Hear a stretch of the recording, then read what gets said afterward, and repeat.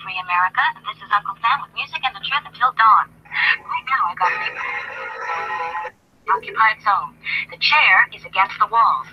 The chair is against the walls. John has a long mustache. John has a long mustache. It's 12 o'clock, Americans, another day closer to victory. And for all of you out there on or behind the lines, this is your song.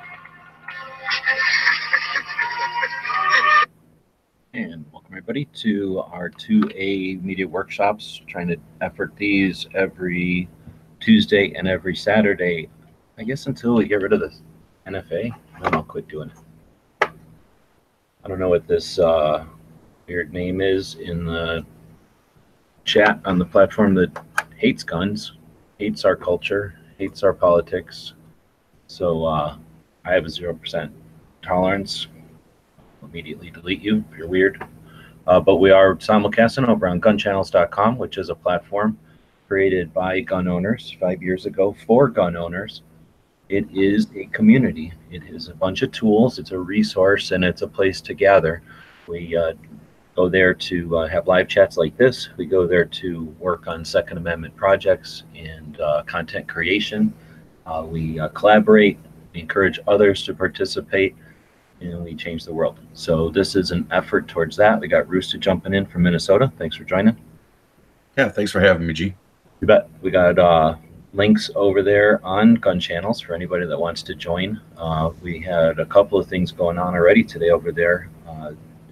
This morning on Saturdays, Travis, a guy from Nebraska, an elementary school teacher, takes every Saturday and hosts a show in addition to his produced videos that he puts out, doing all kinds of reviews and informational things. So he has a roundtable type of get-together, a panel discussion with people that have been joining him for well over a year. I want to say probably 2 years now. And he's and takes the effort to put that on Gun Channels every morning, every Saturday morning. That's awesome. So Travis's Caliber Corner was on this morning. There was some live stuff happening throughout the day. I saw that Angelina still has a room open where she's doing some graphic work over in California, and has a live room open for people that want to just jump in and shoot the breeze. She makes that available for anybody that wants to participate. Rick, who's from originally from all over the place, and then he was in Rhode Island for a while, and he joined Gun Channels. Recently moved to Indiana. He's been doing a show on Saturdays for a while now, called Rick's Life as I See It. He just ended his show, and Rooster was out in the chat participating through the text chat on Rick's show. I was in Rick's show, and we were talking about frustration with creating content, and the frustration of the different organizations seemingly at times pulling in opposite directions, or at least not pulling in unison towards what we would like to see as Second Amendment gains. But that's a thing that we all have to deal with everything, right? We have to deal with that with our own lives, with our health, and with our living or works and whatever we do for a living, and with our kids and with our parents. It's just there's frustrations, and there's easy times, and there's tough times.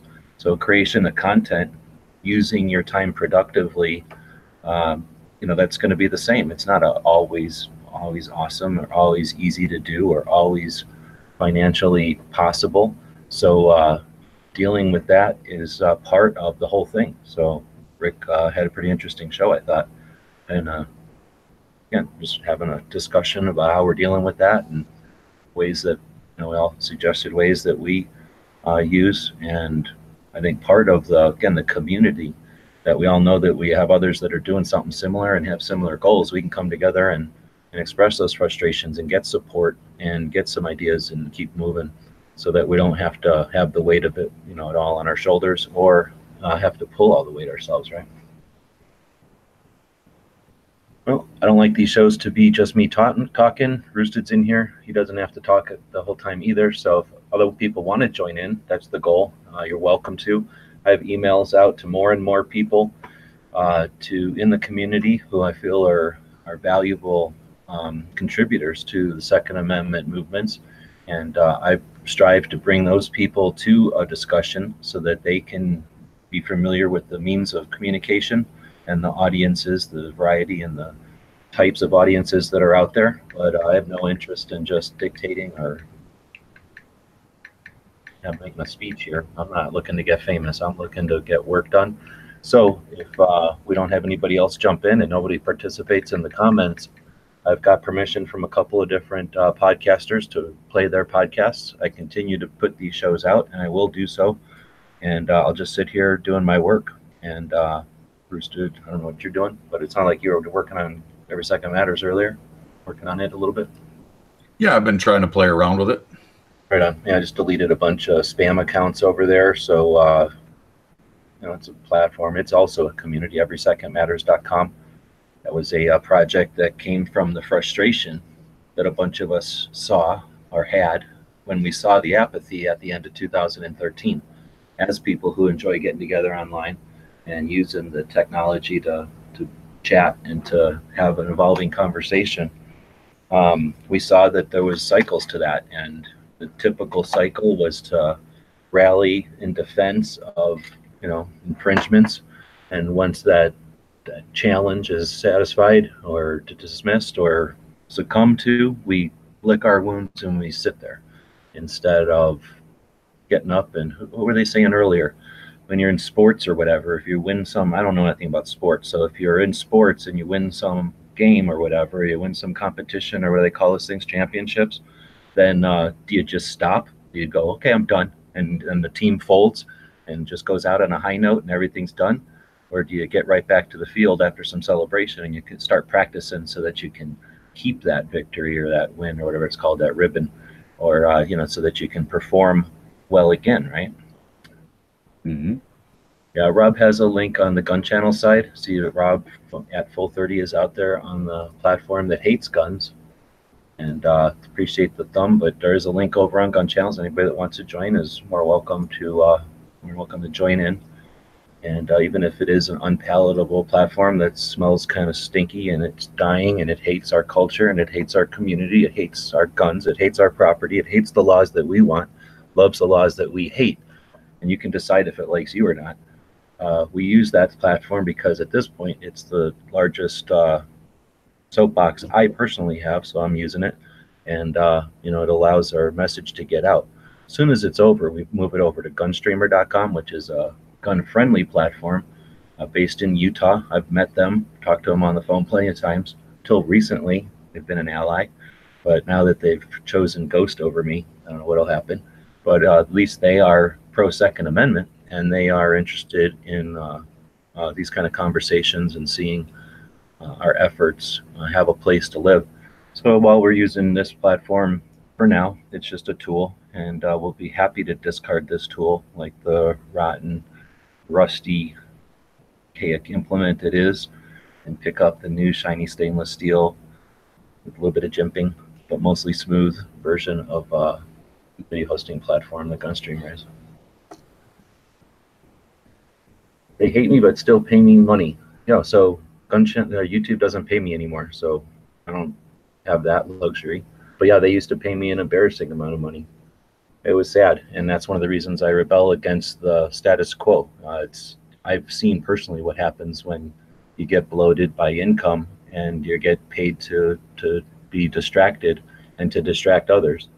It's a little bit tougher. You have to tighten the belt in order to talk about real things, but we only have so much time on the planet, and I didn't create an audience in order to sell them anything. I didn't create an audience to entertain or to rub their belly.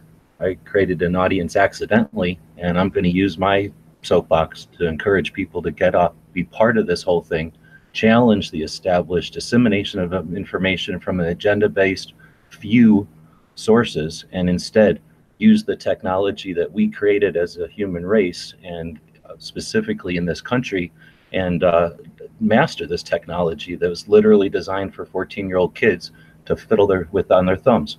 So master it, use it for the massive tool it is, and let's change the freaking world. You have to make some money. You have a bunch of videos. As soon as I'm not, come online. I'll show you what it looks like to make $20 a month. I don't make enough to reach the $100 threshold. So no, I don't make any money. And I have 5,000 videos. None of them are live. There's 300 of them that are live. I'm in the process of moving them over to GunStreamer, which brings in zero income. But I want to share the information on some of those that's worthy and useful for the conversation. But that's not the. I mean, we can talk about fundraising. That's definitely valid, and it's necessary for any kind of project. Either if it's taking your hobby time, if it's taking your full time, or if it's just something that you do on the side. You almost always have to have some way to um, pay for the amount of time it's going to take you. But YouTube certainly isn't a valuable money-making option, in my opinion. The gun community doesn't pay you, then maybe you should start working for the gun community, dude. The gun community feeds my soul, and that pays me.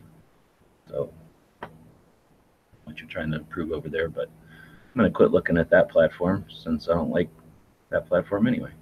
Go back over to gun channels. Nobody's really chatting. So like I said, unless you got something about Roosted, I'm going to play probably Gun Freedom Radio.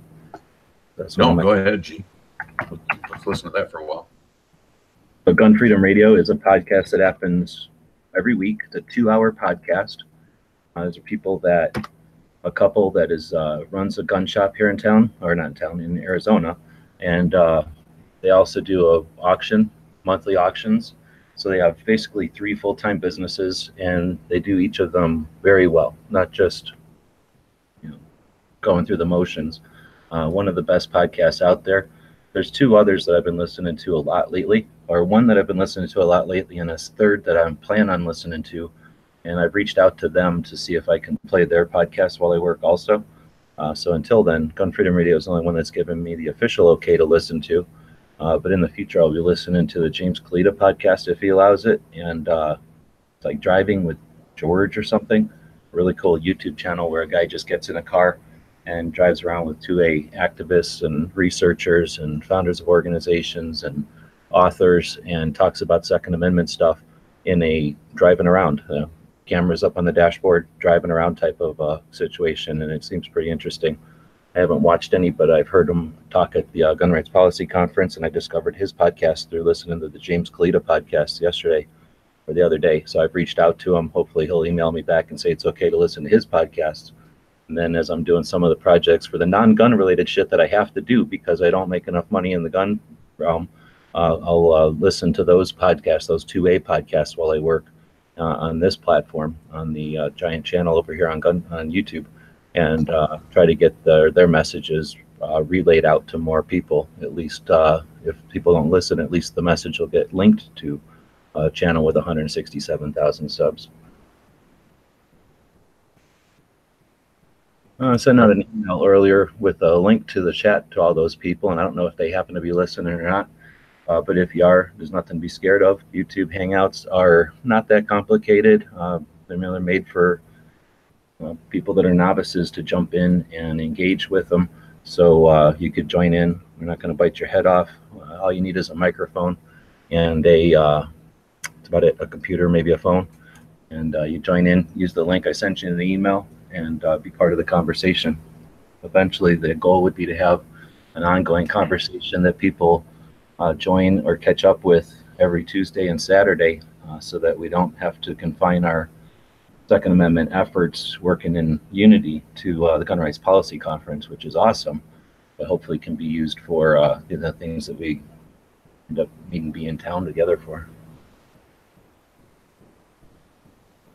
All right, Angelina looks like she's still live, but she didn't jump in. I'm going to close that one. Hosh was also live over on Gun Channels this morning doing his ham radio crash course. I guess he must have been busy yesterday. He normally does it on Fridays, but he had a special edition of it going this morning. All right, so I'll just close out of YouTube at this point. And I've been posting some stuff over on the Spreadshirt. People have been asking for shirts, and I got screwed out of arrangement with the last shirt place. So going back to Spreadshirt, which is, at least at this point, hasn't screwed me over, and can add a lot more designs. And it seems like Spreadshirt's expanded their way that they work. Before, you would take a design and you'd push it up onto their system, and then you would decide, I want it on this shirt and this color and this design, and that on this shirt and this color, and you'd create each particular item. And they had this big inventory of like different styles of shirts and different colors, of course, and different sizes, of course, but different kinds of necks and different kinds of sleeves and different tapers and cuts and stuff. So you'd have all these different assortment of shirts, and you had to kind of pick something. So you pick one that works for you or that you like, right? And then, somebody that likes a different kind of shirt is kind of out of luck. You could pick like coffee cups and hats and things, but again, you'd have to, pick things that for whatever reason you decided on, and then present your design onto it, and then it created a product and put it in your store. Now you just take the items. It looks like you just take the designs and you post those designs into the system, and then your store just displays the design. So in other words, it's up to the person who ultimately purchases the product to decide if that design is going to go onto a hat or a coffee mug or a shirt or an apron. And then they decide the color and the make and the specifics of it, which seems kind of neat. So, like I say, they've worked in the past. They've been working for some of the other guys on Gun Channel. So I'm going to continue throwing some of the designs up there. It's kind of a pain because I have to pull the design out of the software and save it with a transparent back instead of just the white back.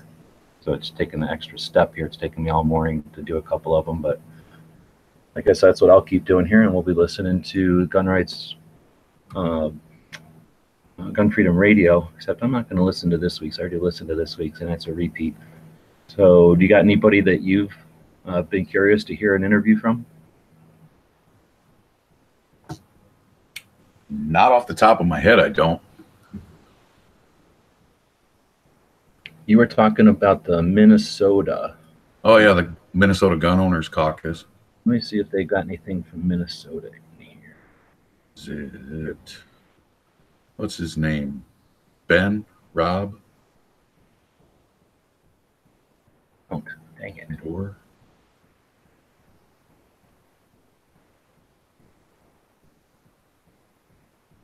well, I don't have permission to listen to other people's stuff, so we'll just find something out of here anyway.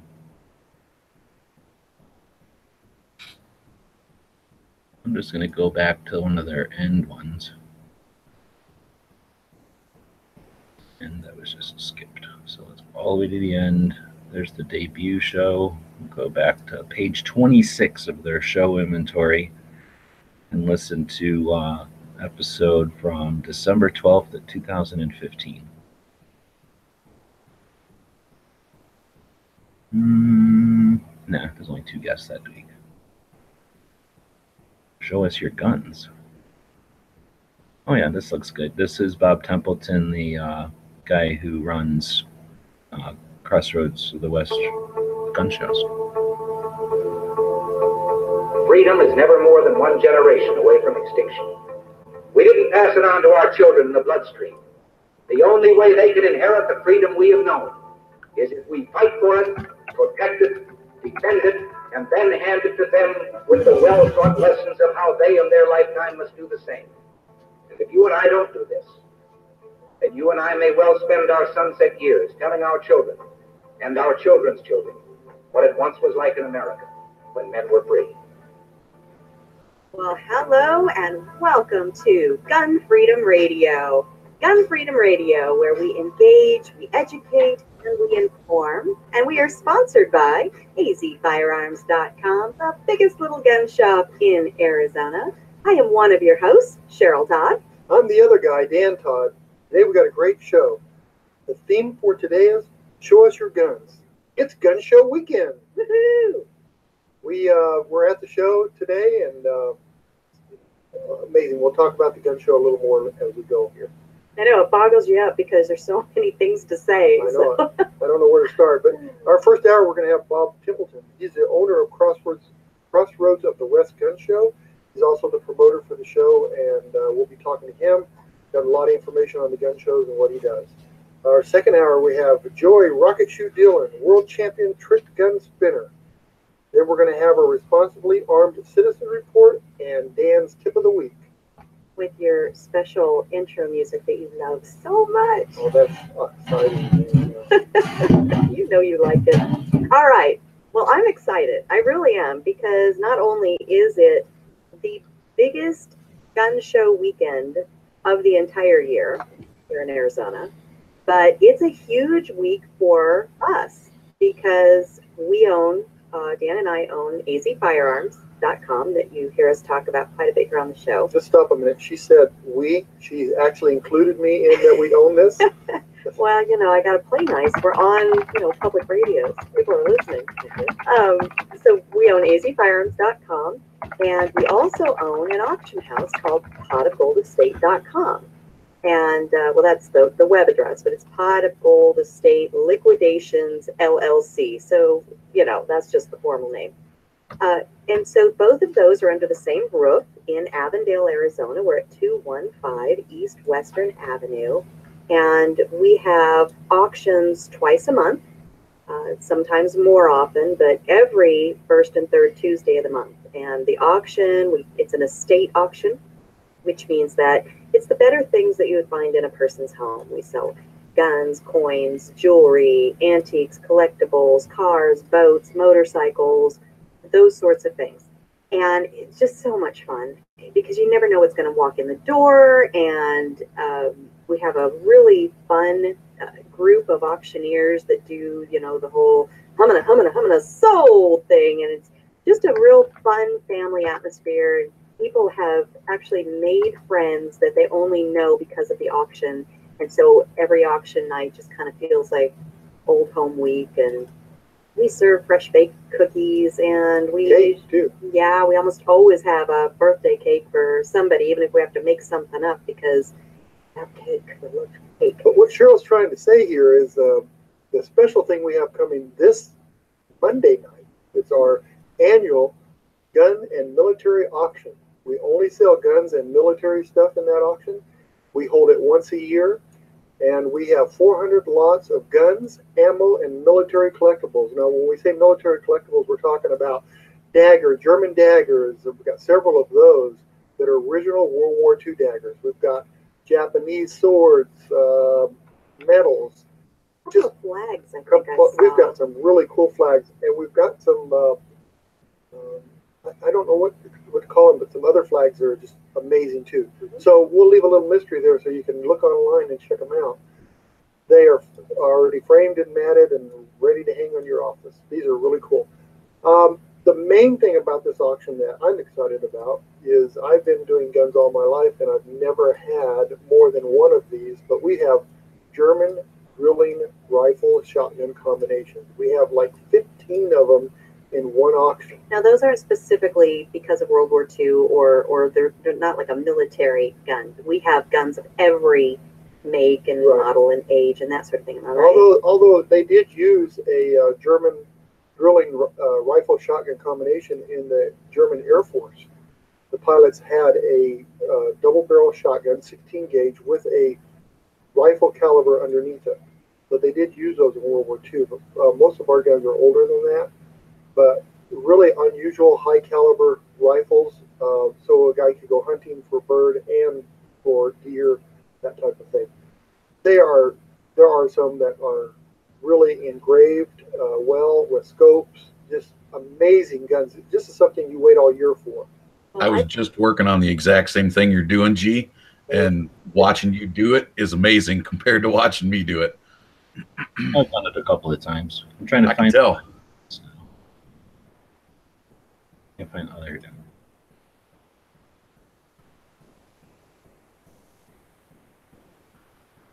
I set it up to do things like figure out who founded it. A lot of times, you know, an individual or an activity or something founds the organization. I put membership in here because sometimes they brag about how many members they've got. So not everything is always going to be filled out, but when it is, you know, it just adds to the knowledge base or whatever. And I said it's double barrel cool with an undercarriage of awesome. That's pretty well saying it. But they didn't, you know, when they built those guns back in the early 1900s, I don't think they said awesome. They might have, but I don't think so. I think back then awesome was reserved for God, but, you know, we've adopted it into common language. But so tell me and the listeners, what would that gun, what would the purpose have been for 2 shotgun blasts and a single rifle. So they can Barrel. use it for bird and big game. But what's the practical use? That is the practical use. Okay, so what do you mean you use it for bird? Now I understand that people use shotguns Right. to So land birds. right. And then what do you use the rifle For part deer. For deer. for? Okay, so you're not just bird Right. shooting. Back then they didn't have hunting seasons and all that stuff, and people would go hunting to provide food. So if they saw a bird, they shot it. If they saw a deer, they shot it. So you're just prepared for anything. Right. It was a combination gun, so you could have everything. It's the original prepper gun. That's right. Right. Because we're Salt and prepared. pepper. Yeah. Salt and prepper. The another type of gun that's good is we've got 3 Merkel shotguns. Now, Merkel shotguns are the highest end shotgun. They're fully engraved and have all kinds of custom things to them. These guns are $20,000-$30,000 a piece. They're just beautiful guns. Now, these are older Merkels. They're not the newer ones, and really have a lot of collectible value to them too. So if you want to look up, every single thing that we sell at the auction is online. So you can see pictures, you can see great descriptions, and even if you just are curious about, well, what are we talking about, and you want to see it, just go to www.potofgoldestate.com, potofgoldestate.com, and look it up and peruse all of our auctions, because we usually have auctions, 3 or 4 published all at the same time, because we're usually working a couple of months out. But and our photographer is fantastic. Kimberly is our photographer, and she just can take anything and make it look like a frameable picture you'd want to hang on the wall. So right, it's like you can touch it so that you know what you're buying. One of the good thing about the website there, you can go look at every gun we've ever sold for the last 10 years and get a picture of it and description and how much it sold for too. So it give you an idea of how much money you need to bring with you. So if you see a Smith & Wesson 29 selling for $550, in the last 10 years we sold maybe 20 of them. You can look at the prices, average it out, and figure out about what you're going to need to own that gun. But there's always those sleepers at auctions too, and that's what I like about an auction when I go to them. There's some things that go high, and there's some things that go way low, and so you prepare yourself for that so you can get the best of both worlds. So now you can bid online for nationwide, because I know we have some people who listen to our show on the app, the KKNT smartphone app. So now that we've added it as a group, then I added this. I just stole that picture and put it all in there so that now when you go to events, rally is in there. That's great. Thanks for doing that, G. It was good for me to be able to watch. Cool. Yeah, I mean, that's, like I say, hopefully it isn't difficult. It's just that I've done it a billion times, so faster. Wow, and I'm easily frustrated sometimes by tech because I'm just not into it. And sometimes even after I'm shown or if I learn it, if I don't do it every once in a while, it doesn't stick. You know what I mean? Mm-hmm. So. Well, that's the thing. It's like riding bikes. This whole electronic, everything we're doing, it's like riding bikes. You ride a bike and you drive it around, and then you got to ride a girl's bike. You go, oh, well, I've never driven that bike before. Or you see a bike with training wheels. You're like, oh, no, I can't ride that because it has training wheels. You get on it, you ride it. It's just a bike. You get in a car, you drive it around, and you get into a second car, and you're like, oh, it has a different dashboard. I can't drive it. Or you figure out where the gas pedal is, you figure out where the wheel is, and you go. So it's like that with the internet. Things are going to look a little different, but they all drive around, right? Gotcha. I do. I know you hear this a lot, but I really do appreciate all your effort and the time you take to show us how to do some of this stuff. And I don't know, it's important. And I don't just want to be the arbitrary someone who says thank you. That is pretty important, man. It's cool.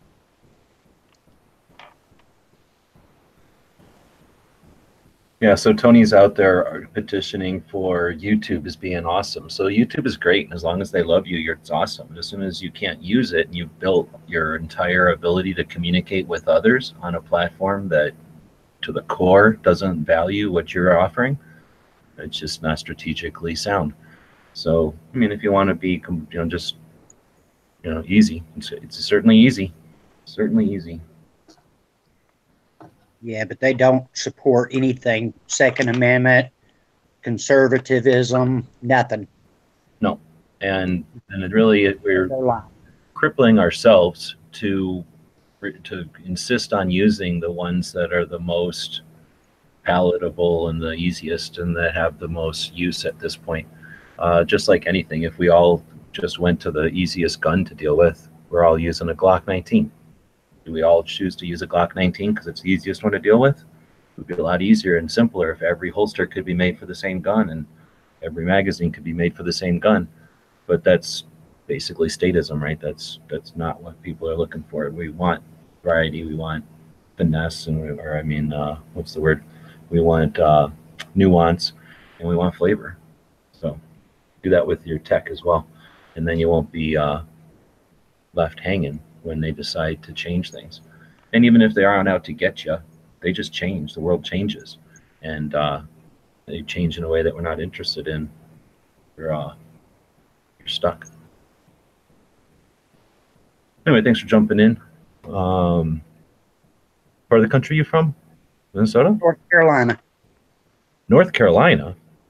Yep. It's all that snow in your picture then. We had some just recently. It looks like your Amazon Echo Dot is Oh, not crap. registered. For help, go to your Alexa app. Stupid thing. Robots listening. All right.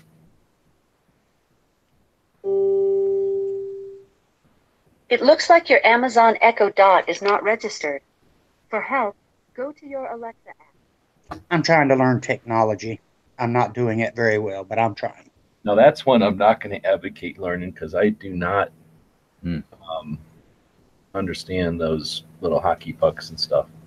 The people that have those things around to kind of monitor what everything that's being said, so that when they're interested in it, I guess it's easier or something, faster. That seems a little scary to me. Yeah, I don't need a full-time spy living in my house. I'm not real thrilled with it, but my son thought it would be a wonderful gift to give me for Christmas. And I'm not real thrilled, just to be honest.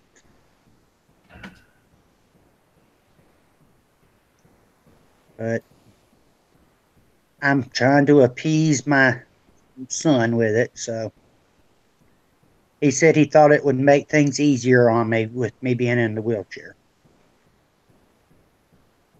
And I'm sure the tech is going to be applicable at some point because Google, has certainly done some neat stuff with their tech. You can just talk to your phone and it transcribes. I can remember when the first computers were trying to do that. That was an effort. It took forever. And, how much time you got to do it. It was just tough. And now, your phone doesn't even need to learn from you. It just knows what you're saying. But for those kind of things, I assume it's going to be easier and easier. Are there little robots? Because I've seen some robots that are like, I don't know, supposed to be little butlers, let's say. Like they follow you around and they look like a tablet on a vacuum cleaner. And they have a projector in them. And I guess the idea is so that, like that little hockey puck, it can be there to do tasks for you, but they put wheels on it, so it follows you around. And I'm wondering if the next step of that won't be like a service dog that is a robot that can have little arms and can do tasks, and actually bring stuff and, fetch to a whole nother level, or reach things and that kind of thing. So all this stuff has got to be leading towards those kind of benefits, right? I've got an awesome service dog. Of course, he doesn't pick things up or nothing for me. He's lazy. I've spoiled him.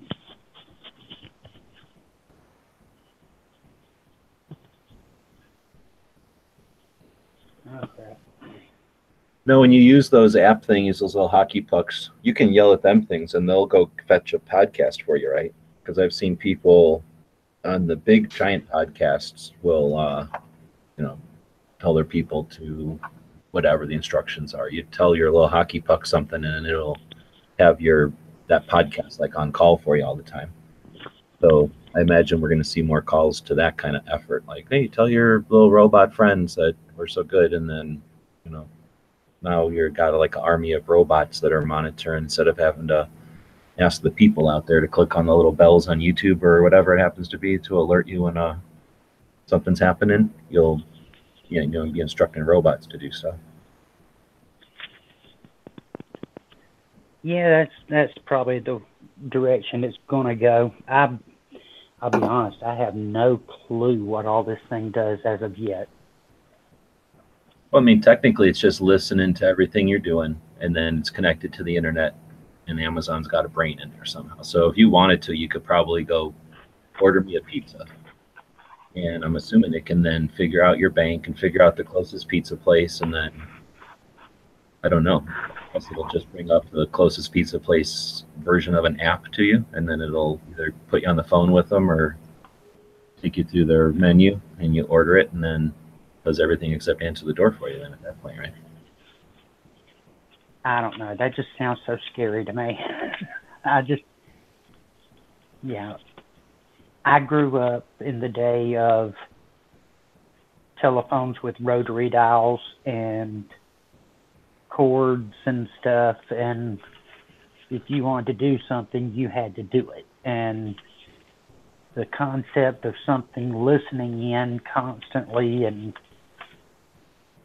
I don't know. I just don't trust stuff like that yet.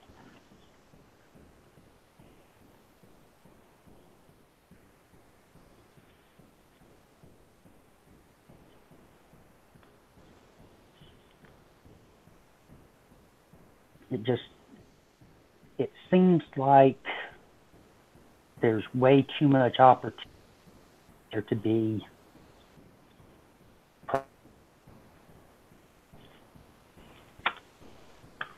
You broke up a little bit there. Oh, I'm sorry. It just seems like there's way too much opportunity for there to be problems.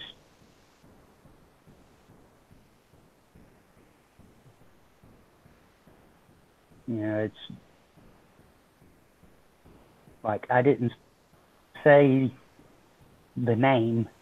It says you're supposed to Alexa and then tell it to do something. But you talked a while ago, and I didn't say anything about Alexa.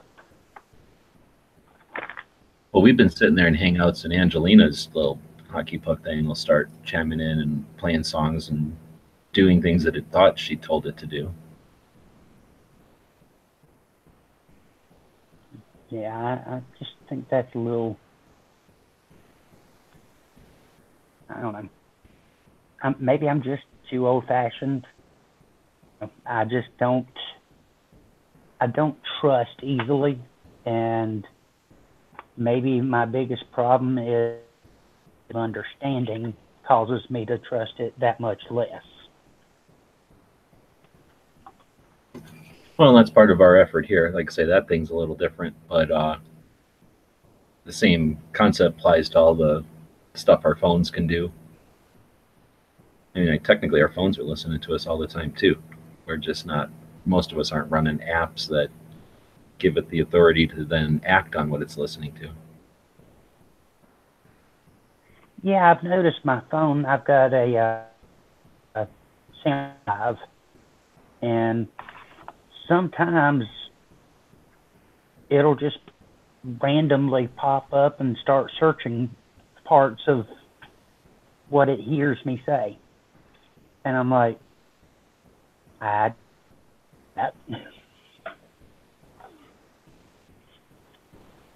it's just really weird. Of course, I can't do probably a fraction of what the Samsung's able to do. I take pictures, make phone calls, text, and search the web. That's about my limits with it.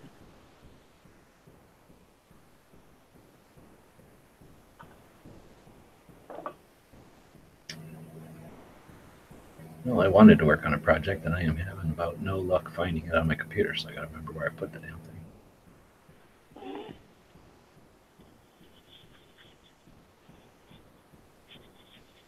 So I'll check and see what people are doing out here again.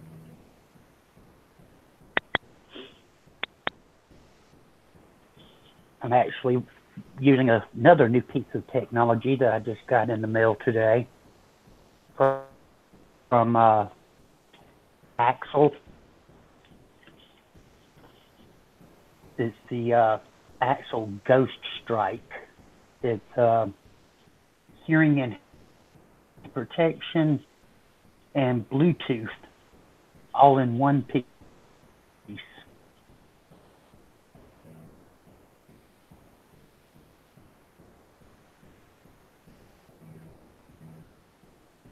What are we talking about? I'm sorry. Go ahead. What is this? A trigger? No, it's Ghost Strike Bluetooth headset, and it does the electronic hearing protection, hearing enhancement, and connects to your phone.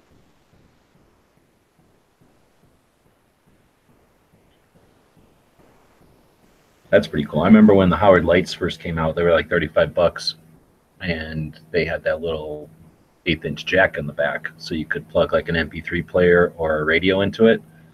And you know, if you're on like a line or something and you have walkie-talkie type of radios, you could have that plugged right into your Pro and sound, whatever they call it, deadening tech. So when a shot went off, it was ear protection, and then the rest of the time it was amplified, so you could hear what people were saying and stuff even better than normal. And then you'd have your MP3 player or something playing in the background, which is always cool. And I really like the idea of having it Bluetooth to a phone. That would be super cool. Yeah, I've been waiting on it for. They banned one of those kind of like the Indiegogo or Crash, and I jumped in on it. It was, I think it was about $160, and then they had to finish the actual development of it and processing and making it, and it just went on for so. Finally, I just got it, and it's been over a year. That's kind of cool. That's a whole nother discussion. I'm all about the crowdfunding things. I find that to be one of the neatest potentials of this whole tech that we've got as far as gathering communities and people of interest, similar interests coming together, especially as capitalists. I think it's just super neat when things that shouldn't exist because the normal, situation is that something has to pay for itself. Something has to have a value and be warranted. And the means of production has always been at a point where, that meant that it had to be appealing to a number of people to make it, cost effective and even possible. And that whole thing is gone now. I personally experienced that with some of the decks of cards, which have no reason to exist. There's no need for them, but that gives us a chance to bring people together to work on a project. There's some other neat things like the tech and stuff. I've watched the projects on Kickstarter, the big platform Kickstarter. Has some really neat stuff that's just tiny things, or the printers and lasers. What am I trying to say? 3D printers and stuff that all have come from there. It's just really neat to see when that whole thing has become part of our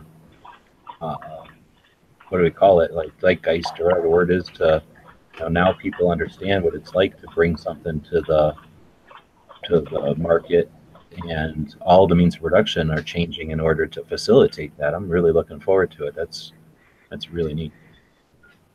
And of course, the two-way has had real success in that area, and it's another opportunity for us to, again, flex our muscles, so to speak, our technical abilities, and to keep our community, our presence known in the greater community of the internet. But like I say, that's all. Go ahead. I'm sorry.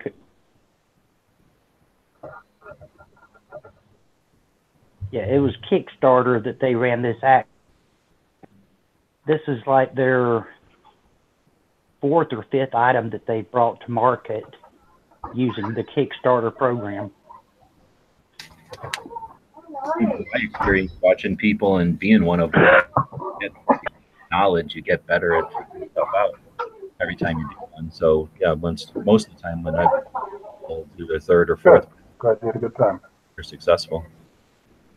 All right, so that's, like I say, a topic for another show, because we've got Robert on here from 4:30. Thanks for jumping in.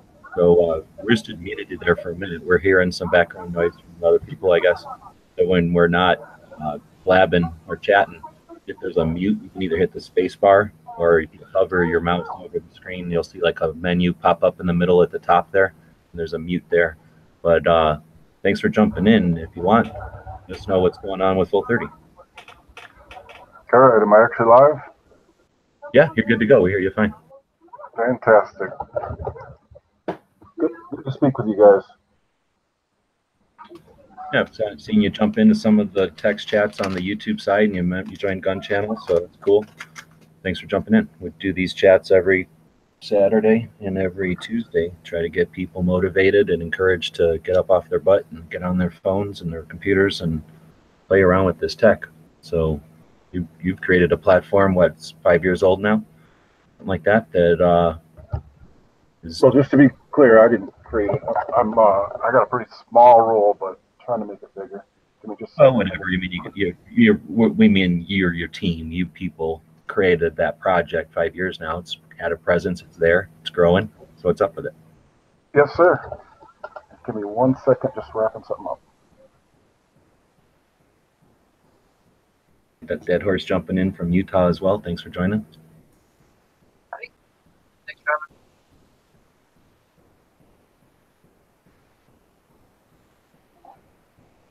All right, yep. And since nobody's speaking right now, we did just roll out our new platform today. I hope everybody takes a look at it. It's beta, so it's got some bugs. There's some likes, some dislikes. I did send you a little link a little while ago showing that I was actually trying to get some of it to mimic yours. Did you see that? Yeah, I've got it up on the screen now. So you guys changed the layout a bit, and I'm guessing that's for more infrastructure or more system. We did. Well, it's faster, so that's certainly better. I'm not sure, all the features are going to be added, but right now I'm definitely very excited about this.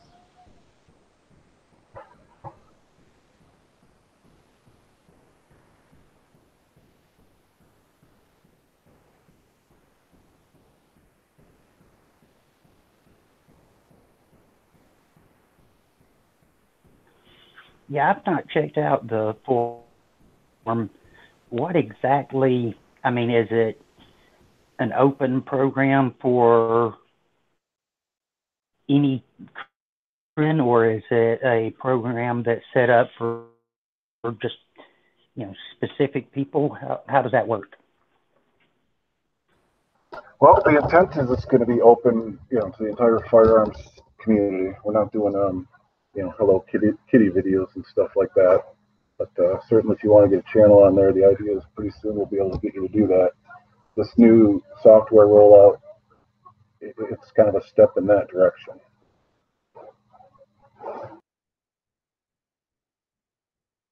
Yeah, I remember a while ago you guys had a sign up where we could reserve our emails and channel names and stuff, and I did that sign up, and I've been waiting to get an email saying something like, "Oh yeah, you guys can start uploading your stuff to Full 30," but I'm waiting for that day. Okay, and just a quick, who am I chatting with now? Oh, Dead Horse. Dead Horse, yep, I see the cool logo. Well, hop on the forum. We definitely expedite requests through the forum. Shortly, it's going to be where that's not even needed, and that's kind of what today's all about. So I'd still suggest hopping on the forum anyhow, kind of get the advance notice on everything.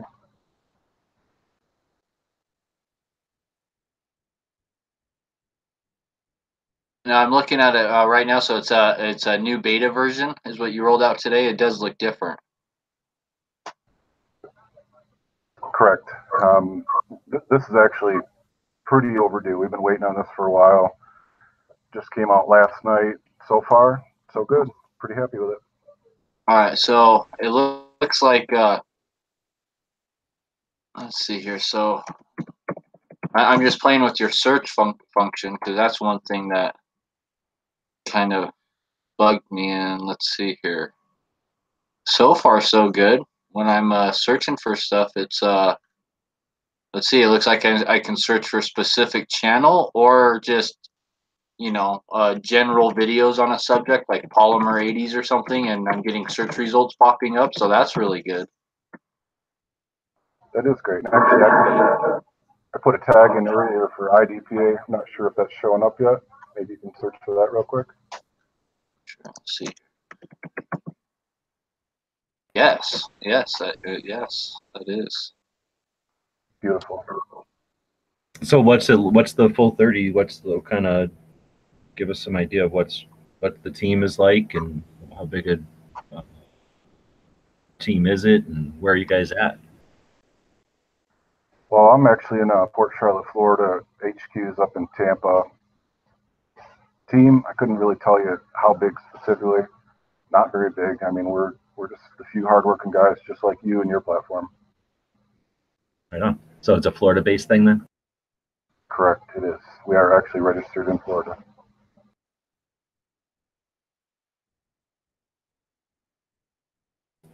So after 5 years, has it been, obviously nothing's like just an easy road or whatever. Has it been, I don't know, what's it been like for 5 years?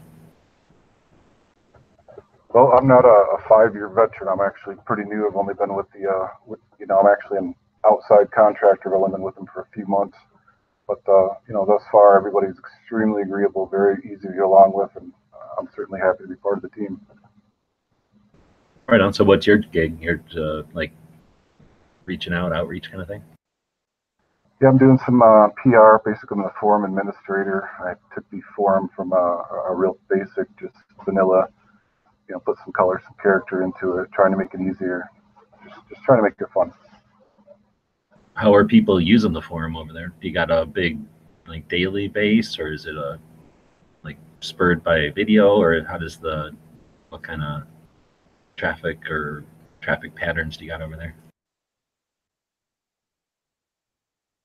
Well, I'd like to report their huge numbers. We've probably got 40 daily regular followers, and then lots in and out. But it's mostly just a small clique right now. I certainly like the idea that you're got a goal of fostering community, because that's definitely something that YouTube is always at least been not. Right now they have over 172 million views over on Full 30. They actually got a counter up there that's showing views, and it's going up like 5 views every second. So I think that's pretty neat to actually show you the total views and how many people are following them on various platforms like Facebook, Twitter, Instagram, YouTube, stuff like that. They even have demographics. How many percentage of their subscribers or followers are based in the United States, Canada, UK, Australia, Germany, and then the biggest cities: Dallas, Atlanta, Houston, Los Angeles, Boston. That's pretty neat to see. Those demographics that are just right out there for you to look at. What's this performance indicators I'm looking at where it says market reach 10 million plus, cost per click 8 cents, and click-through rate as high as 13%? What is that about? That also, actually, not the person to explain that to you right now. Oh, okay, yeah, no problem. Sorry, don't mean to put you on the spot or anything. I'm curious. I'm just checking out the new platform. I think it's neat. I get to see these new demographics and stuff up here. Is that under the advertising tab? It's under here's the link. It's under Media Kit. Yeah. Media so Kit. That's sort of, when you're talking about an advertiser, right? If they're going to be in a magazine, they want to know how many issues of the magazine get sold. If it's going into a newspaper, they want to know, what the circulation is of it. So that's the equivalent type of things to describe a circulation in effect, right? Okay. But it is neat. Oh, go ahead. Because I was going to say, it's neat to see it, because then as things change or whatever, assuming it's all not just a picture, but like some kind of a updated thingy, then, like for example, the female is 4.3, to see that over a span of time go to 10 or something, or 20, or even 50. How awesome would that be? that's kind of neat to be able to see something like that. Again, YouTube will provide that if you're paying them, and you dig in.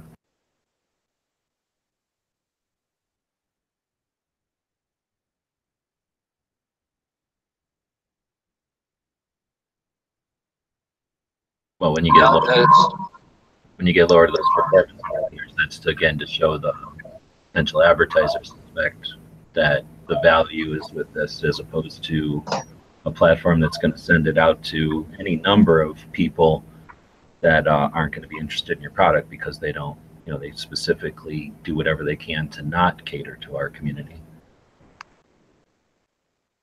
Yep, I'm playing around with it, and man, I like the new way it's set up. Its search function seems to be working way better than it has in the past, and yeah, I'm liking it so far. It looks like it definitely is a step in the right direction. Now the owner, go ahead. Mark Hammond, he's actually the owner. He's spent just countless hours on this code, so he definitely gets all the thanks for that. And he really has sped it up a lot. But I like your link. I'm just learning this interface here on the chat thing, so that's pretty cool how you put that link up. Thank you.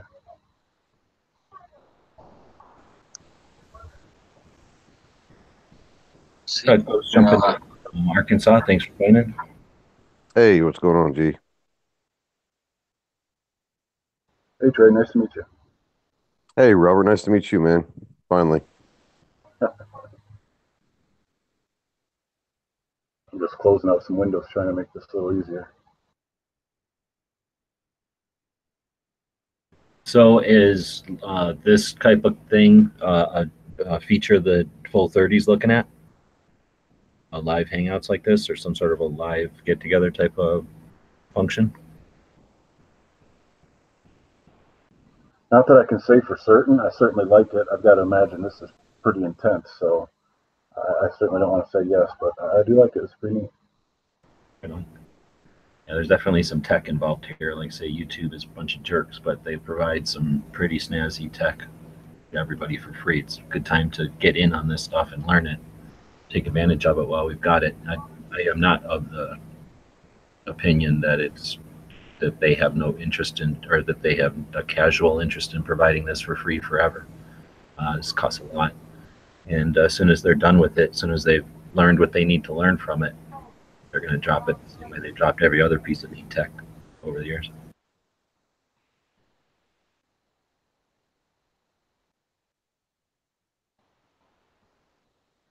I'm playing around with Full 30 on the mobile side of things through the phone, and it seems to be working better over there on the phone also.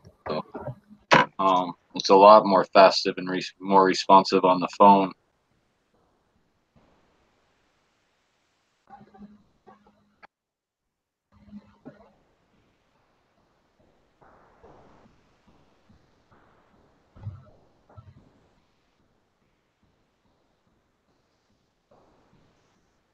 So I guess the topic today was supposed to be setting up basic two-way social media accounts.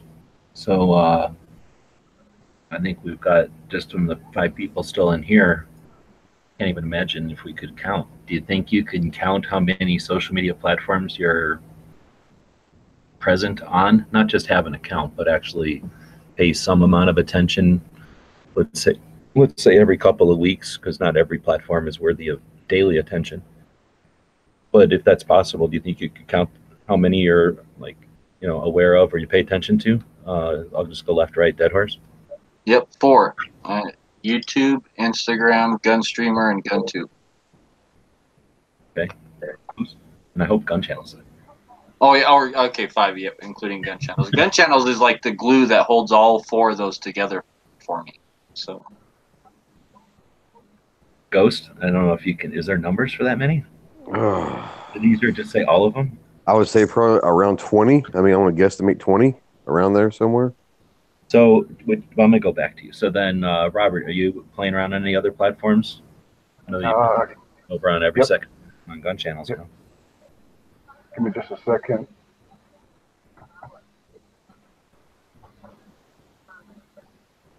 Let's see. My favorite's obviously Full 30 #1, and the guys over at the 308 AR #2, Fall Files, M Carbo Brotherhood, and there's a couple other ones. You know, I've tried to get on, but not necessarily everybody's so warm and welcoming. So it's a slow process. Definitely nothing quick. Oh, okay. So you're a forum friend, forum junkie. Yeah, I don't do any Facebook or Twitter, Instagram, none of that. Right on. So we'll go back to that one too, because I think that's neat. I haven't been forum junkie in a while. And then wheelchair. How many platforms do you think you monitor or have presence on?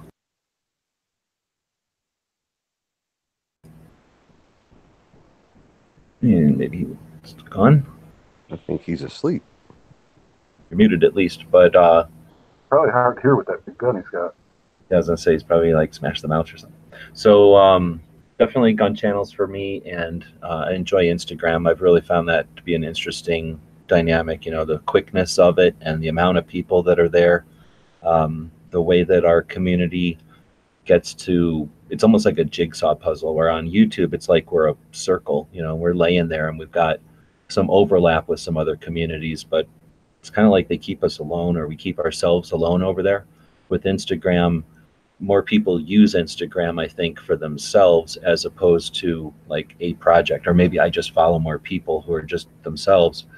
So their projects are in there intermixed with all their other things, like their dogs and their food and their cars and their things that they do for recreation. So I enjoy the Instagram and the way that it kind of weaves in firearms into all of our other interests. And then it's so quick that when there's news, we talked on Rick's chat earlier about, you know, watching the news and how often we pay attention to the news kind of thing. On Instagram, if you pay attention to Instagram once or twice a day, you can be pretty confident that you can be aware of any important stuff that might pop up. You know, if you're off the radar, if you're out in the real world not paying attention to electronic garbage, you can check Instagram really quickly and be up to date. You know, if you look at Instagram and it's just a bunch of nothing, you pretty much know nothing's going on. And if something is going on, you're going to find it from somewhere. So I really like that platform, and I've had a lot of fun with it. It's not perfect though, and it is Facebook, and I loathe Facebook. So gun channels for me, Instagram. Really digging Gunstreamer too, of course, because as I keep posting, it's a pretty fun community. I mean, up until today, it was a pretty fun community. Being able to be involved with a community on its growth cycle instead of the YouTube thing, which is established so far that people have just succumbed to that establishment, and they've now catered their content, the creation of their content, to the established whatever, and that's boring and self-restrictive, and I just don't like that environment. I find the tools useful, and the community is certainly large, but it's also inbred and I think got all the disadvantages of something that's got too much growth. But then I look at the new ones. I think Patreon is a valid platform.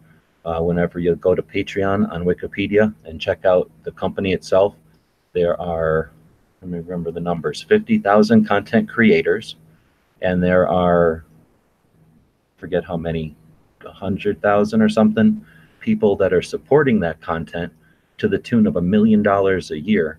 And I think that's an indication that people have value. They value being part of the creation of content. I know that I am more interested in watching what Dead Horse does in his room, or what Ghost does, you know, in his platform, or what every other person who I know that does stuff. Tony has been incredible to watch over the years. Artisan Tony out there. He's still out there. You know, he's done amazing things, and you could have never sat down and anticipated anything, you know, the directions he would have gone over the years. And it's a pleasure. It's really neat. So for that, I really enjoy some of that stuff. And the Patreon allows people that are of like mind to, you know, literally put their money towards that type of stuff. So have influence on the creation of content. I think that's just starting. And I think the old-fashioned way of having to build content that's so boring and vanilla that it appeals to the most possible people, so that a small trickle of that, you know, can turn into, you know, some kind of income, so that you can continue to build even more garbage, is boring, and it's detrimental to us. Just it's frustrating and stifling, and And I value the platforms like Patreon that can let that stuff develop more organically and into interesting new ways. And the way that people play with their, what do you call them, perks or whatever they call them on Patreon, the thank you levels. That's just always neat to see when new people come up with different ways to have interaction with those people. Because again, the YouTube and crap that it has existed was always just a medium to have a conversation with people out there, at least for me. So those are the platforms that I enjoy, the ones that give us the most chance to have community. And I don't know the full 31 as well as Robert, obviously, but it certainly, like I say, looks like a step in the direction towards fostering community instead of just offering a version of a YouTube or whatever. YouTube, again, doesn't have anything to let conversation happen other than in their comments, so that they can harvest all of our data. But looking forward to what Full 30's doing. Obviously, you guys aren't going nowhere. Sounds like you're gathering your stuff and going for the long haul. That is correct, and the idea is networking. Personally, my own belief is the more we do together, the better it is for everybody. I'm out for mine or dog eat dog thing. You see where it's just getting us. The anti-gunners, they're out there huge. They're in numbers. They can take one single news story, put it out on multiple platforms at the same time. We need to come up with something like that. For sure. And they definitely used influence to allow certain or to encourage certain growth in certain areas that they felt least, ever fear of. And that stifles. So, yeah, dig in the idea that you guys are creating a platform where not only the people can be creative for their Second Amendment and whatever creative interests, but also the people who support that, the companies that never had a chance with YouTube, have an opportunity to actually fund some of that stuff, the platform itself and the creators. And, again, that's going to give us a whole nother charge of energy and funding to see more stuff happen. So I'm looking forward to that.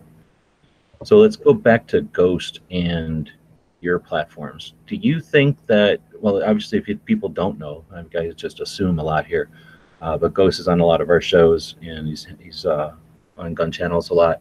So I assume a lot of the people that are watching understand who Ghost is, but if you're not familiar with him, you're a Marine and you're over in Arkansas. You've been efforting towards 2A content creation with intent for maybe a couple of years now, and you're growing quite rapidly and enjoying that. So part of your projects or part of your branding or whatever you want to call, Ghost Tactical, is the presence on a lot of platforms. And, at times you've had issues with that whole, Reddit thing, but so you get a little gruff from that. But in the overall, you're definitely comfortable with checking out new platforms and putting actual effort in them. So many people create an account and walk away and say that they're on that platform. You give them all the college try or whatever you want to call it. So my question is it because you enjoy checking out new platforms, or is it because there's something to be gained, or is it simply experimental, or what's some insight with as far as your choice to go after with such effort these different platforms? It's probably twofold. One, I enjoy the game, if you want to call it that, of learning a new platform. What Instagram is completely different than what Facebook is, and they're both different than what LinkedIn is and all that. So I enjoy trying to the game of figuring out the nuances of each of those different platforms, what you can do, what you can't do, what you should do, what you shouldn't do, and how can you gain, is this just for entertainment, or is this one for LinkedIn? LinkedIn is more for networking and connections through the industry than Instagram is this, that, and the other. So I enjoy the nuances of each platform and trying to figure out how to best utilize each platform for, like you said, my mission or my brand. And then also, it's just kind of fun. I was really never into anything outside of Facebook for a long, long time. And I got on Facebook because I was a way to keep up with my Marine buddies all over the world. So it's just one of those things where it's just kind of grown. And I think a lot of it is just having fun trying to figure out each platform. And once you figure that out, then you got to figure out a way on the business side of things to maximize your exposure and maximize that platform to help your mission or your brand. Right on. And I value that you're willing to share your experiences and your, adventures in these different platforms, and you're able to do it with Clover in like an interesting way. I know a lot of times you see this stuff and it's just, not done well, and people just get bored with it. You guys have fun with it, and your experiences, for whatever reasons, people are following that because you guys do it well, and I think that's got value. So it's everybody I gets. appreciate it. I don't know if we do it well or not. I think that we, like you said, we do share our experiences, and sometimes it's okay to laugh at ourselves because we're really bad at a platform in the beginning, and people sit there and say, you're not even doing this right. I don't know, why don't you tell me how to do it right, The reason I say that it's done well is because of the success that Clover has with those Thursday shows. So, at least 50 people, in other words, get experience whatever you experience on these new platforms when you bring them on to Thursday, or you mention it or something, where, again, there's people with audiences of 50,000 that choose not to bring that kind of stuff up. So no one's even, given that challenge or that insight. And, of those 50 that watch your effort, and 10 of them or 5 of them put something out there, now that's 5 people out there efforting for Second Amendment stuff. Maybe even 3 of them do it well. And that's something that's happened where, again, somebody else might get 30,000 views and a couple of bucks for it, but all they've done is moved another red dot or a holster or something. Right? And I don't know if you guys want to ask questions. This isn't like an interview show. I'm just trying to keep the conversation going so it's not dead air. But Wheelchair, when you dropped out there, I was asking how many platforms do you think you monitor or participate in on a regular?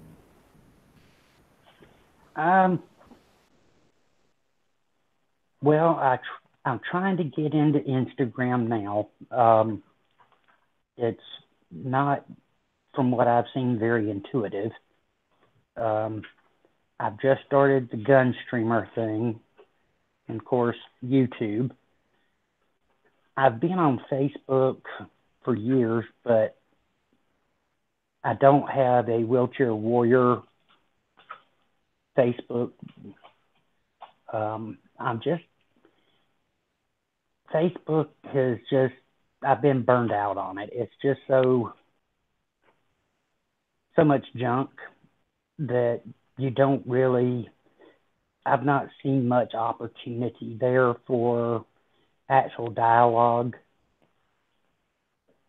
So between, gun channels, YouTube, and now Gun Streamer and Instagram, that's pretty much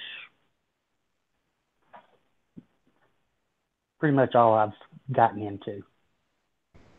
Right on. And so that's 5 of us. Obviously, we're not indicative of the whole planet or nothing, or certainly not the gun community, but I'm just noticing that none of us mentioned like a podcast, and none of us mentioned anything about reading blogs or, well, I guess Robert said forums. So we can jump back to that. None of you all said forums, though, and I used to. Well, there was only forums back before YouTube. So, Robert, how long you been online? We guess we didn't ask you some of the basics, like, you don't have to give us a bio, but if you're an old fart like us, or if you're younger, how long you been on the web, and were you on the forums back in the days before YouTube, or now I'm throwing too many questions at you? Throw some of it back at me. Now you're doing a good job, like you said, filling in the dead air. That's not something I don't envy on this. Actually, I don't do much of this at all. The full 30 thing, I was just kind of fortunate enough to happen into. It's open source software. I really do love, code, pulling it apart, messing with it, putting it back together. So really, that's kind of a big thrill for me. The other forums, that I'm part of is just trying to do the networking. I really want to see more. Just this right here. The few of us on here. This is good. This is good. Right on. So the forums, like I can remember them back in the days when AR-15 was dominating. When I first started going to SHOT Show in 2005, it was it was AR15.com, period. Like that's what you did online if you were into guns. And then there was some of us with websites, and then there was like forums that were like, we're not AR-15, or we wish we were, you know. But there was basically AR-15 was like the big thing. Do you guys remember back then? Were you using the web back then? Well, I've recently tried checking them out. If I can just step in there real quick, and haven't had a great experience with it. It seems to be, it is dominant. It's large, but it seems extremely protected. And then the software itself, I like software, and I struggle with it. So, I'm hoping soon to maybe see what I can do about making AR-15, the second best forum on the internet. Oh, right on. Yeah, so I don't know what it is about forums. I don't know if it was just well, let me finish asking. Did you guys ever use the forums back in the days when forums ruled, when forums were the YouTube? My first experience with forums was with Reddit about 8 months ago and got banned. So yeah, I'm not too big on forums. Oh, but I am enjoying so far the full 30 forum. I'm enjoying that. It's a lot better and a lot more kind than the Reddit ones. Thank you. I'm actually struggling to do that. It is difficult to put that everybody's welcome thing out there because, we all have different nuances, different abilities. So it's kind of like a family. I mean, it's really like a family. You got to work to get along. Yeah, you got to have interest in wanting to be inclusive, right, and being part of something. And that's where I always guess, the forums back in the day were, I don't know if they attracted people that were just angry, or if there was just, the people that were using the internet back then were just the people that, the first adopters or whatever were just angry or something. But the forums were mean. And there was a heck of a lot of like, if you don't know or you're not legit, then you got no way to contribute, and don't even, you can read it and you can click on the ads to support the thing. But it was all, who's better or who's got the most, whatever, who's the most sarcastic. It was just angry and abusive. And I don't know if it's like, say, I doubt it had anything to do with the tech at the time, but it might be something to do with the way that they were used, because people weren't using the internet the way they are today. People didn't live on the internet as a general world. Go ahead. One thing I've noticed with the forums is it seems kind of like almost like a unwritten rule that whoever has the most posts has like seniority, like they're the one who's right, like whoever posts the most. Credibility, like you had or something. That was definitely an aspect of it, and those people didn't want to let you forget that, and they'd park there and they'd live there, and they'd acquire those huge post counts so that you would, if you were new or if you were asking a question, you'd probably consider their opinion more valid. And I guess what I was getting at is when people didn't live on the internet like we do now, and phones weren't going to the internet like they do now, it was a deliberate effort. You had to sit there and go to the internet. People went to the internet to do a task or something. I mean, this is back in the 2000s, early 2000s. So I don't know how old everybody was, like say how much the internet you were using back then. But these guys that would sit there and had nothing else to do but sit on these forums could just dominate and be mean. And I think it was because people weren't there as often. So now you get YouTube and things, and YouTube existed through the span of going from slow internet to fast internet, from sitting at home and deliberately going online to having it with you all the time in your pocket. And YouTube was a nice transition through all that, because YouTube started with a couple of kicked in the balls videos and some cute kittens, and now it's video games, people watching some other kid play video games. And every minute of your life is productive on YouTube, because every time you're sitting at a doctor's office or sitting on a bus, you're on YouTube now. So it's I was going to say the biggest advantage that I think that these things like gun channels and stuff have over any kind of forum is that when you're on a forum, like there's certain things that you can't convey or that are hard to convey in text, like sarcasm or just your stuff like that. And there's so many misunderstandings in text chat, where if you're in one of these chats and you get your camera on, people can see your face or they can hear your tone of voice. They can be like, oh, this guy's joking. And there seems to be far less misunderstandings in these type of chats on people communicating to each other than there is on a forum. I've noticed that. That's a great point. I was talking about other aspects, but that's an excellent one.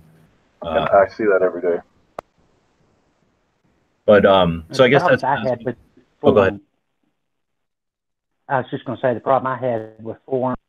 Every time I got on there, just like Dead Horse was saying, and people just jump all over you as if wrong or dude, and it's like, you know, they didn't call them trolls back then, but you joined a different forum, and yeah, that with breaking up a little bit there, but I think we get the point that there was the people that were mean to you, and then your options were to take the abuse, shut up and just read, or go to a different forum. Yeah, because I just got burned out real quick with all the negative ugliness. You know, every time you would chime in on a forum, somebody always had something ugly to say, whereas I found with our gun community that has been on YouTube, you have the occasional trolls that jump in on the chat and stuff, but with the moderators, it gets handled quickly. And then, of course, when you've got the chats like this, where you can have up to, 11 people you can join in on these things, you hear the inflection of the voice, you can see their face when, you know, the camera's on, and people aren't ugly to you when you're sort of face to face like this. You know, they treat you like they would if they were sitting in a diner. Yeah, well said. And they're not going to sit down if they're that person. They're the ones who are now going to have to go sit, because they don't have the balls to sit down with you and be like that. Because they're not, you know, they're probably not like that. They just, for whatever reason, the forums gave them that anonymity, and it fostered it, and it became a let's be mean festival. So I think Dead Horse hit it in the dot there, because it was a big part of it was, again, like I was struggling at saying, like, the way that people use the internet, but also the way the forums could be used were just limited. And for all those reasons, I don't have to repeat, you know, conversations were poor. So I guess what I'm getting at is now that people live on the internet and we use the internet a whole different way, and it's just part of us, like electricity and like running water, right? I don't know what the forums are like now, but I suspect those people can go brood over there and exist like that. As the forums die, they're less and less valuable to us as a community or the world as a civilization, because they once they're gone, all that information that was valid disappears, and it's the archives that have it all. And the forums themselves, unless they do something creative, are gonna be just like MySpace or AOL. But that's where I'm interested in seeing what you guys can do at Full 30, because like I say, now you're not confined to what was, and how many people, look, we just asked 5 people, not that many of us really even use the forums like those old guys, you know, the real jerks were, the diehards were. I suspect if we ask people jumping online today just a general consensus or general census, most of them never even touched a forum. So hopefully you'll have an opportunity here with you know, a new audience and a more energized and a more, what's the word, like more interactive community to utilize that forum and have it be a positive thing and all the benefits of a forum. Yeah. Well, I invite you, the 3 of you, you know, Dead Horse, obviously Trey, you're on there, but G-Web Wheelchair, you know, come give us a try, you know, test the waters, see what you think. If it's mean, let everybody know it's mean. Good deal. Yeah, I've been on for what, I don't know, 2 or 3 days now, a couple days now, and it's been a lot more enjoyable than my previous experience with forums, and so yeah, so far so good. Thank you. And thanks for inviting me on, because that was interesting when I got that email. I was like, I'll go check it out. You know, it was nice to get that. So thanks for having me over there. Yeah, I haven't held back on invites. I basically invite everybody. You know, I'm sure the people over at Ted Nugent are real tired of the invites. Well, that's how you grow, right? Yep, no guts, no glory, right? Do you know anything? This might not be your area, but do you know anything about a full 30, like doing a live anytime soon, like having a live option? I don't. I actually hope to be up in HQ next week, and I'll definitely bring it up. I doubt there's been too much in that direction right now, but that's just my opinion. I don't know for a fact.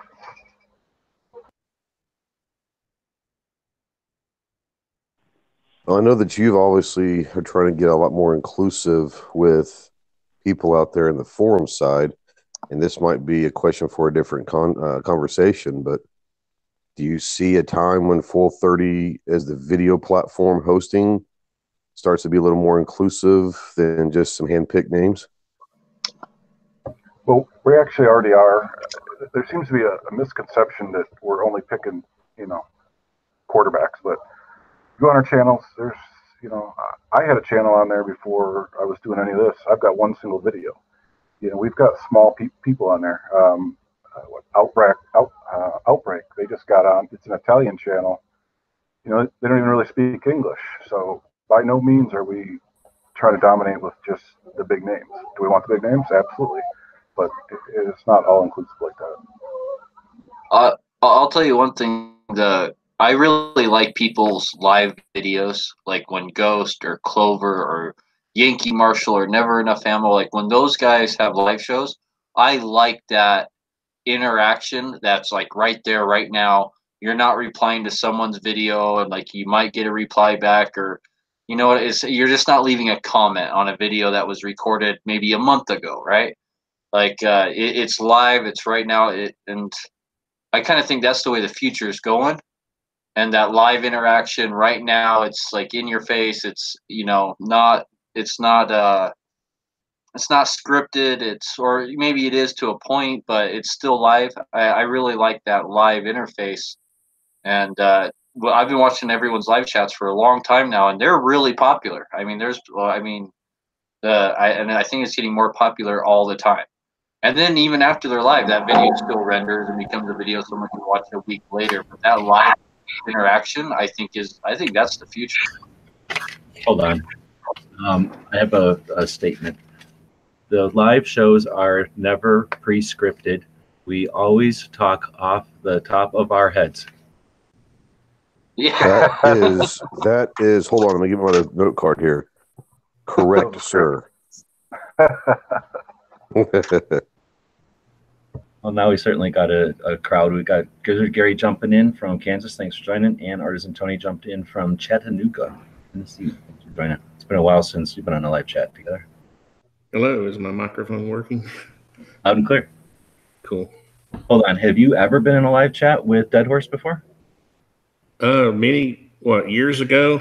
Okay. Yeah, years ago. How about Ghost? I don't think Ghost. Maybe one, maybe, but it might. I don't know. I can't remember. No, I think you're right. I think we have. It's just been a while. Yeah, it's been a while for sure. Yeah. Just happening here. So if you guys don't know, Artisan Tony's been on YouTube for a long time, and back in I want to call it the classic days of YouTube before the whole 2013 situation, when everybody was starting to grow and they started to just barely pay us. Tony was right there, being part of the 2A community, doing NRA training and doing stuff with the kids and scouts, and you were doing some interviews with the old Clinton Riddle. Yeah, but old soldier and stuff, putting history on the internet. Just awesome stuff. Then you got into the 3D printing. Obviously, that blew up on you out of nowhere. So you shared, again, like Ghost, you shared that experience with everybody. You were doing live shows and bringing people together. I mean, I've been in live shows of yours going off air with people from Talking Lead and Four Guys Guns. And before those were channels, you've been on live shows with Hickok and other people, when they were still before the pumpkin shooting. And then, of course, you've been doing the cricket stocks now for years. doing a project with the cricket little kids 22s where you take those around and have people sign them, kind of a la Nut and Fancy back in the day. I think you were one of the people that bought one of those Nut and Fancy BB guns, actually, and then you've been raising funds to auction those off and then give that to military or nonprofits. So you've been on YouTube in a presence and seen all the highs and lows over the years. So neat to have you on a show. Thanks for jumping in. Oh, you're welcome. I mean, you're still the godfather, though. You know that, G-Lips. Oh, in 2012, when me and Haas got in the cop car and drove around, Tony was one of the only people that, yeah, come on down. I still remember you getting mad at me and Haas for shooting it was a rifle Tannerite with our Glocks. That was funny. The other way around, I was shooting at it with the Glock, I think, and you guys were trying to shoot it. But yeah, we were. It was funny. Yeah, do you have some questions for Robert? Something to ask him questions. Oh, I know. I had a question. The template looks like a Joomla. Are y'all using a new content management system? Well, it's, you know what, I'd like to speak very flattering on the software. I'm just going to choose maybe to deflect that particular conversation right now. But hello, nice to meet you. No, I use Joomla as a content management system, and the template you guys just put up looks similar to one I've used in the past with the sidebar, which is really cool. I like it. It's good. Well, send me an email when you get a chance, and I'll definitely give you some info on it. Okay. You said open source, and that kind of, I was listening, and when you said open source, my ears peaked up a little. Yeah, that's unusual. It's definitely different than the other forums out there, but again, I'm not really here to, chat on that. And I got a few reasons for that. Is Tim still involved heavily? Yeah, if you are you not in a forum?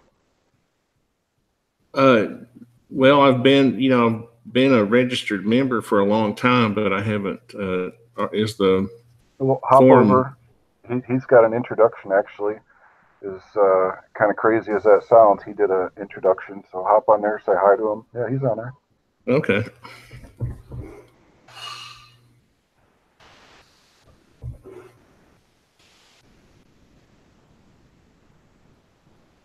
So, Tony, we were talking how many platforms everybody uses. So I'm going to ask you and Gary that one. As far as like not just have a presence on, but that you monitor, that you pay attention to, how many platforms on the regular? Not as many anymore. I mean, I used to. I love Instagram. I've kind of hooked on it lately, but used to be heavily involved with Facebook, but not. Kind of slowed down on Facebook, and used to be pretty active on Twitter, but kind of slowed down on Twitter a bit. I don't know why. I don't know. I know you don't. I know you. It's kind of funny to hear you give YouTube a hard time, but it's still, when you've got 12 years invested in something, it's hard just to kick it, to the curb. Oh no, I hear that. We'll talk about Twitter too, because I just got over to Twitter the other day and kicked it around a little bit. But Gary, you've been kicking the butt out of things, so relatively new to the whole deal, but you're jumping in with both feet. How many platforms are you on now? Well, there's Facebook, Twitter, Instagram. Those are the main ones. But I'm also on MeWe, LinkedIn, Tumblr. Trying to think what else I'm involved in. Of course, gun channels. Tumblr, image one? Yeah. Yeah, I don't do much on there. I've just got my Instagram account linked to it. The nice thing about Instagram is you can link it to other things, and everything you post on it gets automatically posted to Facebook and Twitter and Tumblr. So I get I don't know that I get a lot of traffic that way, but I just try to be as many places as possible. It doesn't require a bunch of effort. I'm also on Discord. That's kind of going slow so far, but I'm just trying a lot of different things right now. You brought up a bunch of interesting stuff there. So the kind of type and talk and listen at the same time, or not talk, but think and talk, think and listen at the same time. Backwards order. You talked about what did you say after Twitter? Anybody remember what you just Me said? Too or Me Wow or something? MeWe. That one was a different one. Oh, the work one. LinkedIn? LinkedIn, thanks. Just make myself some notes here because all these are things I think worth talking about. But yeah, let's do that MeWe one. I've heard of that, but I don't know what it is. What's that one? It's an awful lot like Facebook in the way it works, but it's independent of stuff like Facebook. They don't have the restrictions Facebook has, so you can pretty much, there's a lot of gun people on it, and it's just a lot more freedom to post there versus Facebook, but it's a lot the same kind of thing. Okay. That's about the best way I could describe it. Now that I'm remembering it, I think you set up sort of like a presence there, sort of like a channel, and then people navigate around. Your channel isn't hidden like it would be on Discord, for example, but you create it, it's public, but you're not necessarily like on YouTube broadcasting it to the world. But if people stumble across it, they're free to browse it. Yeah. Okay. So it's, I guess, they've got groups and everything else. So like you're saying, there's a presence there, and then it's not the Facebook issue. You're not dealing with the Facebook. That's correct. You won't get kicked off of it for talking about guns and posting pictures of guns and stuff like that. So David jumped in here. What part of the country are you from? I live in Maryland. Oh, okay. And then the question that everybody's been talking about is what all platforms you check on the regular? Do you have presence on? I do my YouTube channel, and I try to post at least something on gun channels once a week, just text, because I'm really not very tech savvy, so I don't know how to copy and link and do all that kind of stuff. And then GunTube and GunStreamer. Right on. One of the reasons I do this every Saturday and every Tuesday is to address some of the tech stuff. So often, we're running at some level of, whatever proficiency.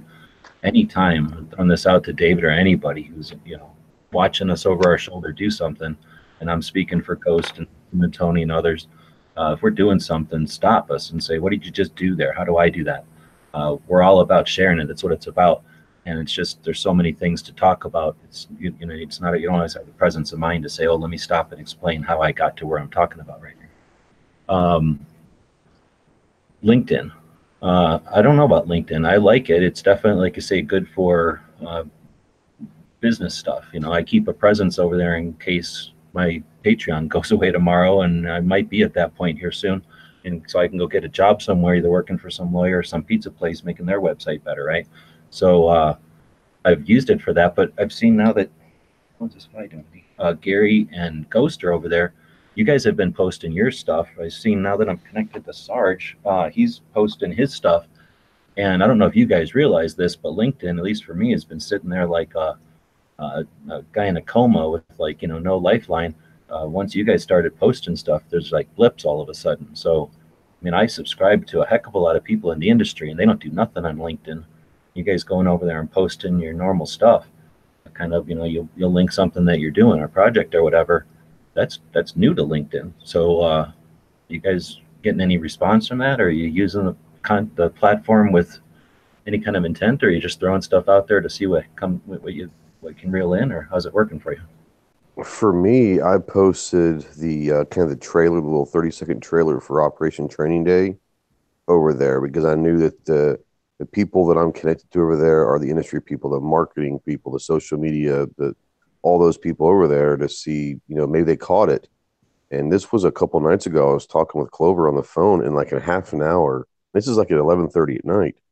I had like 10 or 15 request what do you call it? Request for, I guess, connections over there is what they're called. And it was different companies and marketing directors and social media directors and all that and trainers. So I think if you're not over there just putting just random stuff over there, but it's targeted for like projects and different things that you're wanting to get in front of the eyes of these manufacturers, then absolutely, I think you can do that. I think that if you just start kind of spamming it with just normal stuff, they probably wouldn't take it. But I think if you're just periodically posting things about a different project that you actually want them to see, then I think it has been so far been very effective.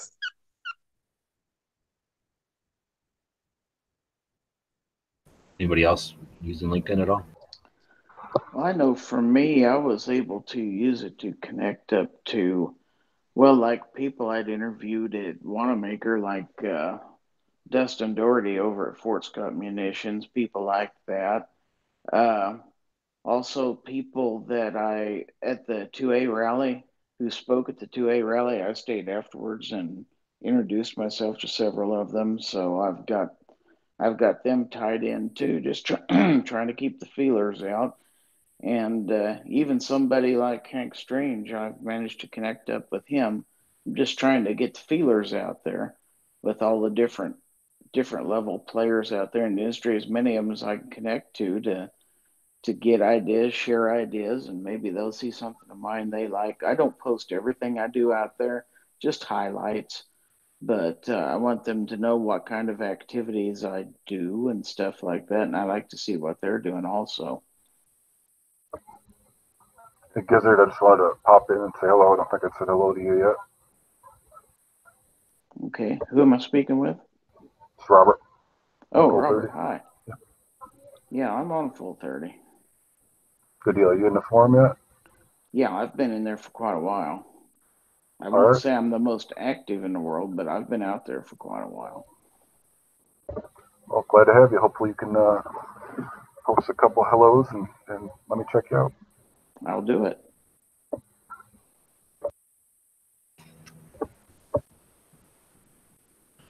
Feel free to jump in with anything else. I'm just kind of keeping the room open. I've got links out there to some authors and some activists, people that I've met at the Gun Rights Policy Conference. I'm trying to encourage them to get online and be more active more consistently.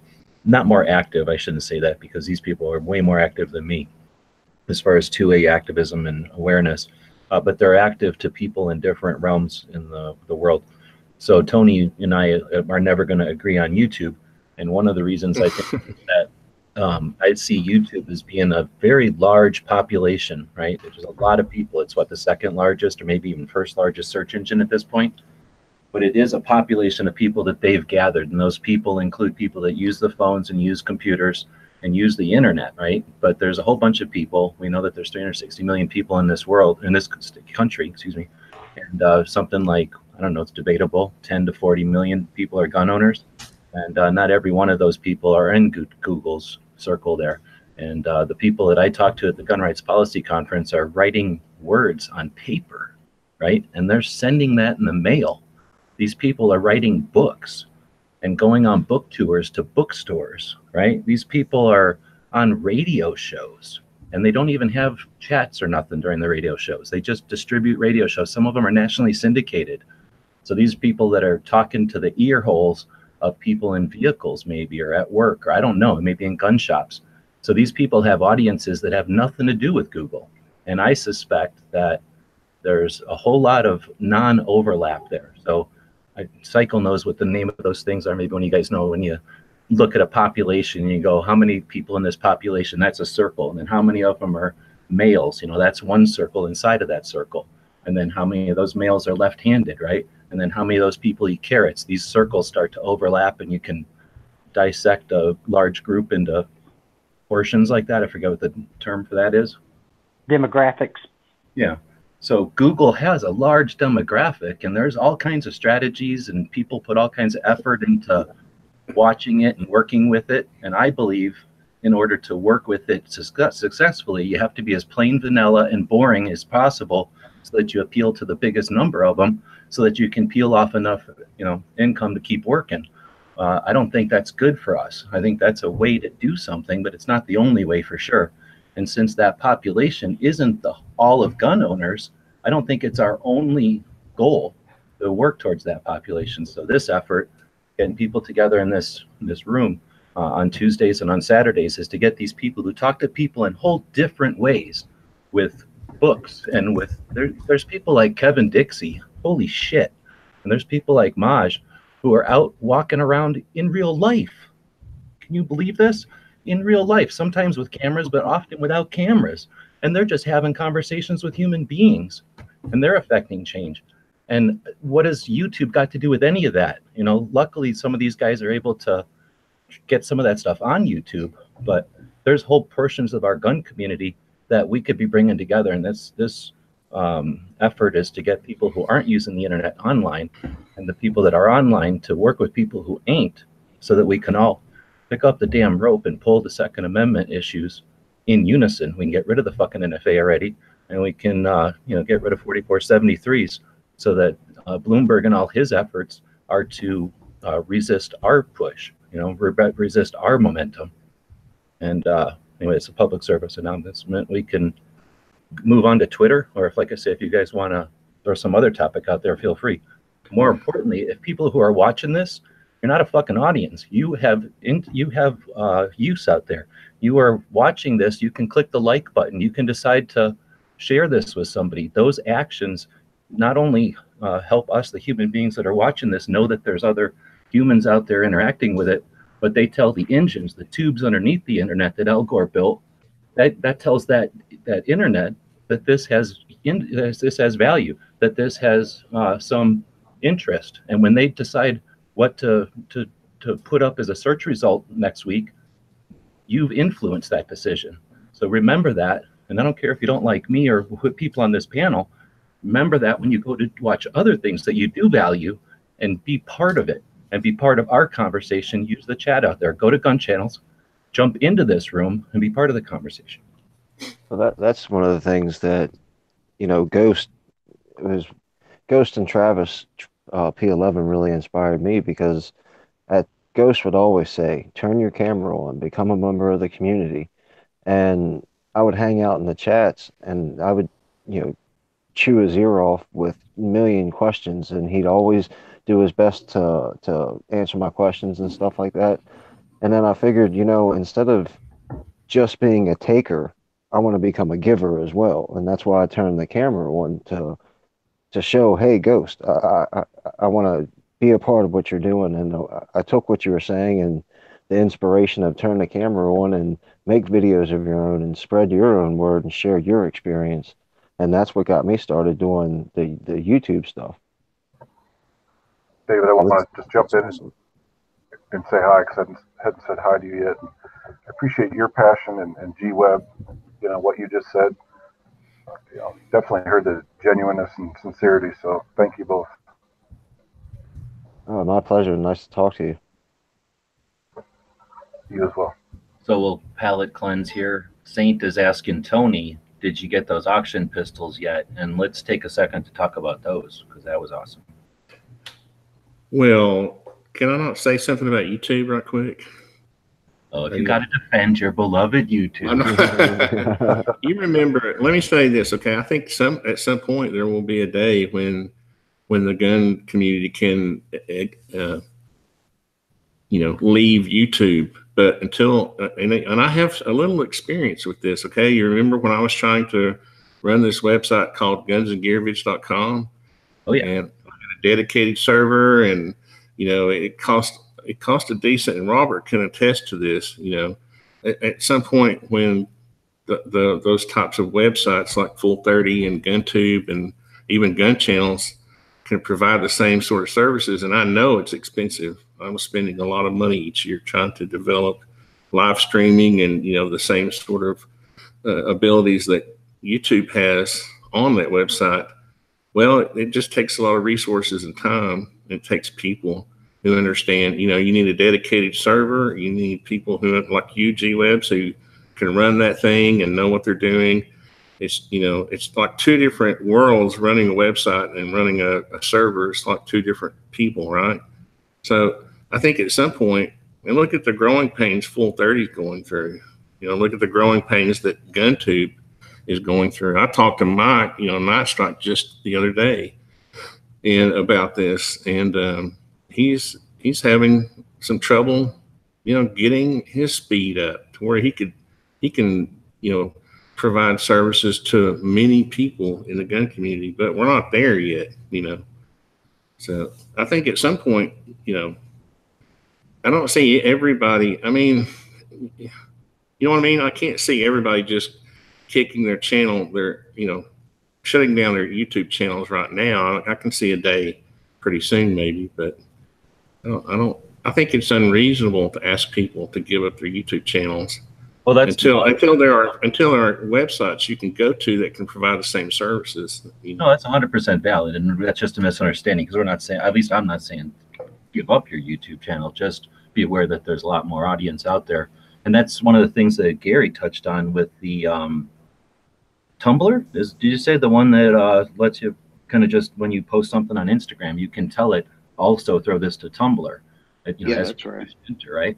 What Tumblr is nice for is it's a redundancy. You're posting stuff over to a separate platform that's still a presence on the web. So something happens with Instagram, your account gets blacklisted, whatever. You've got all your pictures on this other online platform. You can maneuver them from there. And I think YouTube is definitely a tool. I mean, like, all the things you said are valid. I mean, it is a huge resource. So I'm just suggesting people remember that the audience out there is the real life human beings that shoot, people at the range and stuff. And like Ghost says, we all got cameras and stuff. Let's just start putting our stuff on Full 30. Let's put our stuff on GunStreamer. Let's put our stuff on GunTube first, and then share it to places like Gun Channels that cares about your freedom and cares about your individual liberty. And then, YouTube is just a place to pile it on. We can use their APIs and push to them. Right now, we're all just using them and pushing it to other places because, like Tony said, those places aren't funded to the level where they've got the APIs that push it to YouTube. But YouTube should be there, and it should be our bitch.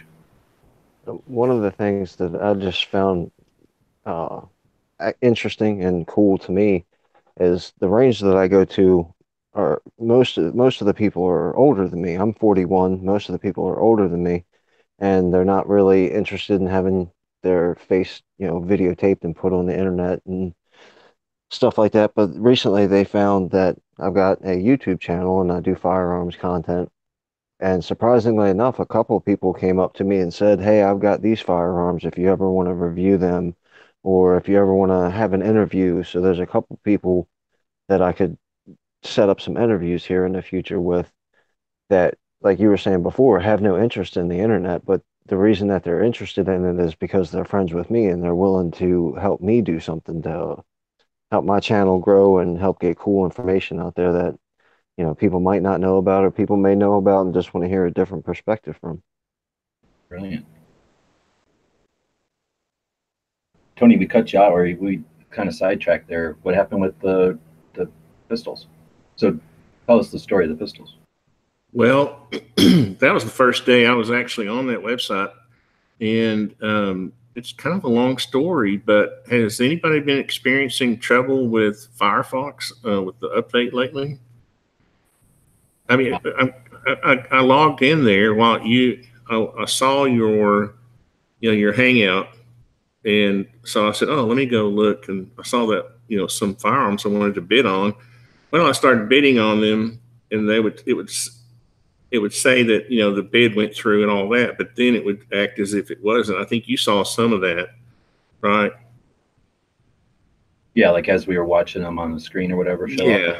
So anyway, I'm still waiting on an email back from them on that bid for those pistols. So it seemed to kind of glitch out. And it's kind of dumb because when I'm talking about problems I'm having with I thought it was an update thing with Firefox or something. But anyway, long story short, I'm waiting on them to contact me back about that because I don't know anything. It seemed to have glitched out there, but I think that's a really cool. I don't know who else has been on there, the Heritage site, to bid. What's the name of the website? It's Heritage. What is it? G-Webs? I'd never heard of it before. I don't remember. Heritage in Dallas, that's all I remember. Yeah. So basically the Tulsa, well, there's a museum in Tulsa with the J.M. Davis firearms collection. A guy owned one of the largest, maybe the largest private firearms collection. And when he got close to kicking the bucket, he made an agreement with the state of Oklahoma to leave his collection available to the public free of charge for the rest of time. And he would give the collection to the state, and the state would provide a building and, have it available.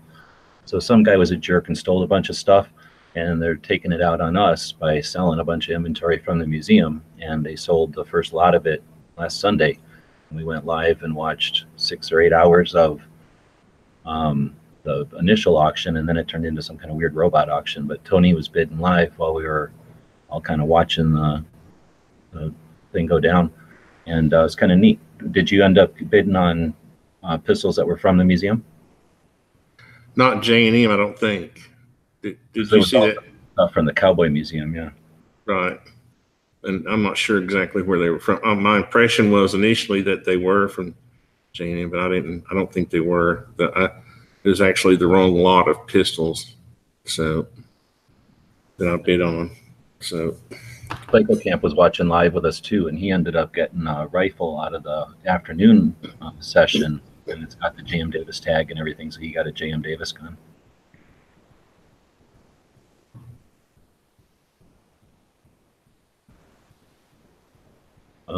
Discord is the only one left in my list here.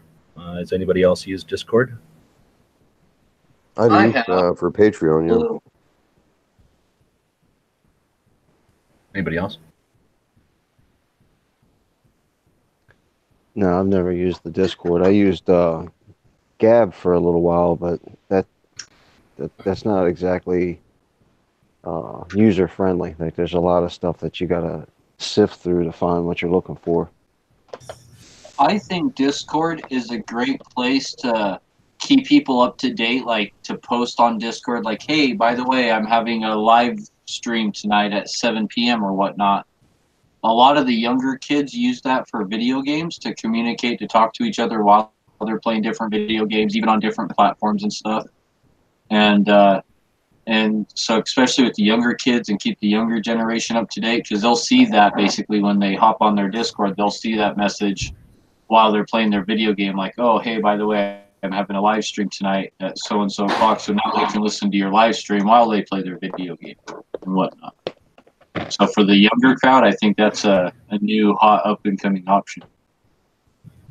There's one of the news channels that I watch, which is independent news. It's not like Fox or anything like that.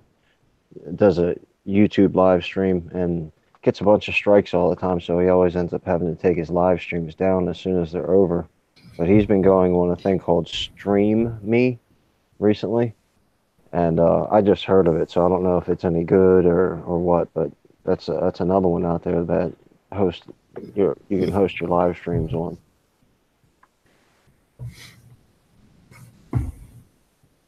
How are we supposed to know all of the different platforms people are streaming on? That's one thing. There almost needs to be some sort of a hub somewhere where, you know what I mean? Like gun channels where people can go and post on the front page saying, hey, I'm going live tonight on this place, on this platform, at this time. That's what I use gun channels for. Yeah, gun channels and a website. Yeah, I mean, if you drive people to your website, you can do that. And like I said, gun channels and all that. But I try to drive people to the website that kind of lets them know and gives them links to everywhere that I am. I guess I was being a little facetious. I was suggesting that maybe we should all try to, I don't know, this sounds a bit sheepish, but it would be nice if we could start sort of honing in on a service that we're going to use if we're not going to use, YouTube. So valid points. I think all of them really. So, as far as people that are doing things on different platforms for different reasons, right? Like Cooper's got situation right now. When we would drive to SHOT Show or something, we would go live on Quick. I think it was called QIX. Remember, for years we would go live on Quick before YouTube had live stuff. And again, that was before YouTube even had a live option. We know that other stuff will happen. There'll be some new tech in the future. So, that's the frustration. I think that part of this conversation, the value here is that we need to challenge ourselves, right? Who brought up, David, when you talked about the Discord reaching the kids, or Dead Horse when you said the Discord reaching the kids? Yeah. Value, even if you're not going to use a platform, to explore the platform to see what its resource is and what its tools can do, maybe for a future project or for somebody else's project, but only for your, if not for your own familiarization of what's available out there. But we should also be encouraging our audiences to be flexible and adaptable, no? And if we encourage our audiences to be complicit and to relax and to get comfortable, then are we doing ourselves a disservice? Because the internet doesn't tend to sit in one place. Generationally, technologically, it moves along. And I think as a community, we're real comfortable with books. We're super comfortable with books, as a civilization we have been. But as a gun community, we're probably one of the last communities to give up magazines, right? As far as like a way to reach people, like, those people I was talking about that aren't using the internet. We still have magazines in our community. There's communities that have lost the periodical already because of their audiences are more online or adapted online quicker. Yeah, not only that, there's new gun magazines coming out all the time still. And I'm surprised. I can't believe it. I'm like, wow, there's still that big of a market that new companies are, still popping up, coming out with a brand new gun magazine. Yeah, I use that as an example, but I less and less think that print is going anywhere. I mean, there's always going to be a reason to have a piece of paper or a cool picture or a thing that you can, have portable without batteries. But I guess what I was getting at, though, is that as valuable as it is to be consistent and to have a single place that you can provide your content from, isn't there also value in being adaptable and discovering and finding the new places and making a presence there, Second Amendment presence there, as they're developed. T-Web, have you looked into doing any streaming yourself? Well, I mean, kind of we're streaming right now. Without the YouTube medium. Yeah, we've used the platform of a friend of ours, Night Strike, had built a platform called GunTube, and he's built it with components and assembled a version of a Hangout, very similar to what we're in right now. And he's got his own streaming capability. We've streamed with the OBD, or what is it, OBS? Whatever that software is. OBS, yeah. And I've streamed on some of the other platforms with that. But like Tony said, the problem with streaming to an empty platform or a platform that's void of any, Second Amendment. You can bring it out. I'll just let it sit here for a minute. But so yeah, I've explored it, but like Ghost, just to see what's out there. I still use YouTube. It is my biggest soapbox, and it is a very effective tool. Once we're done in this room, two things will happen. Whenever I hit end, it'll render into a video, and I can take that video to a full 30 into a gun streamer, into a GunTube, and put those out not only for redundancy, but to get them in front of an audience that matters, and leave them here on YouTube, like I say, as just a backup. But it'll also leave this room open, and we can continue on a conversation. And those off-air conversations, those conversations that we have in these rooms that are not broadcast or not streamed, are invaluable. I mean, that's how everyone has gotten to where they are, is the ability to communicate in those rooms. So we still use YouTube. It has value, and they are offering a tremendous tech to us. But I'm just looking strategically or tactically at the future. And number one, they hate us. They hate our property and our laws, and they hate what we want. So I'm looking forward to seeing something that can replace this. Sounds good. And as far as the magazines, like you mentioned, I mean, I enjoy my tactical journal and used to subscribe to Shotgun News. Obviously, that's not around no more, but yeah, magazines are still good. And like you said, the new ones are coming out, and they're figuring out, the old ones were boring, or the old ones only appealed to the old tastes, and they can adapt. They still have the failure of it takes 9 months to get one in production, so they're never going to be as current as we can be. Yeah, I still get my monthly concealed carry magazines, and I save every one of them just to go back and look through. But one of the big things for me is finding things that are mobile friendly. You know, if I can access it mobily, that's most everything I do from my phone. My tablet's pretty much dead. My laptop's got issues, but from my phone, you know, that's where I do everything. I think everybody can agree that that's like critical going forward, I would imagine. Because there's whatever the new tech is, I think it'll probably be glasses, but if it's a Star Trek little emblem that we wear and it talks to us like those hockey pucks or something, or it can talk to us privately in our ear somehow, whatever it is, it'll be based off of mobile. It won't be some extension of computers. It'll be an extension of mobile. Now, will those hockey pucks be for self-protection in case of a mass shooter? Well, yeah, they'll start saying, "You're breaking the law. You're breaking the law. You're breaking the law."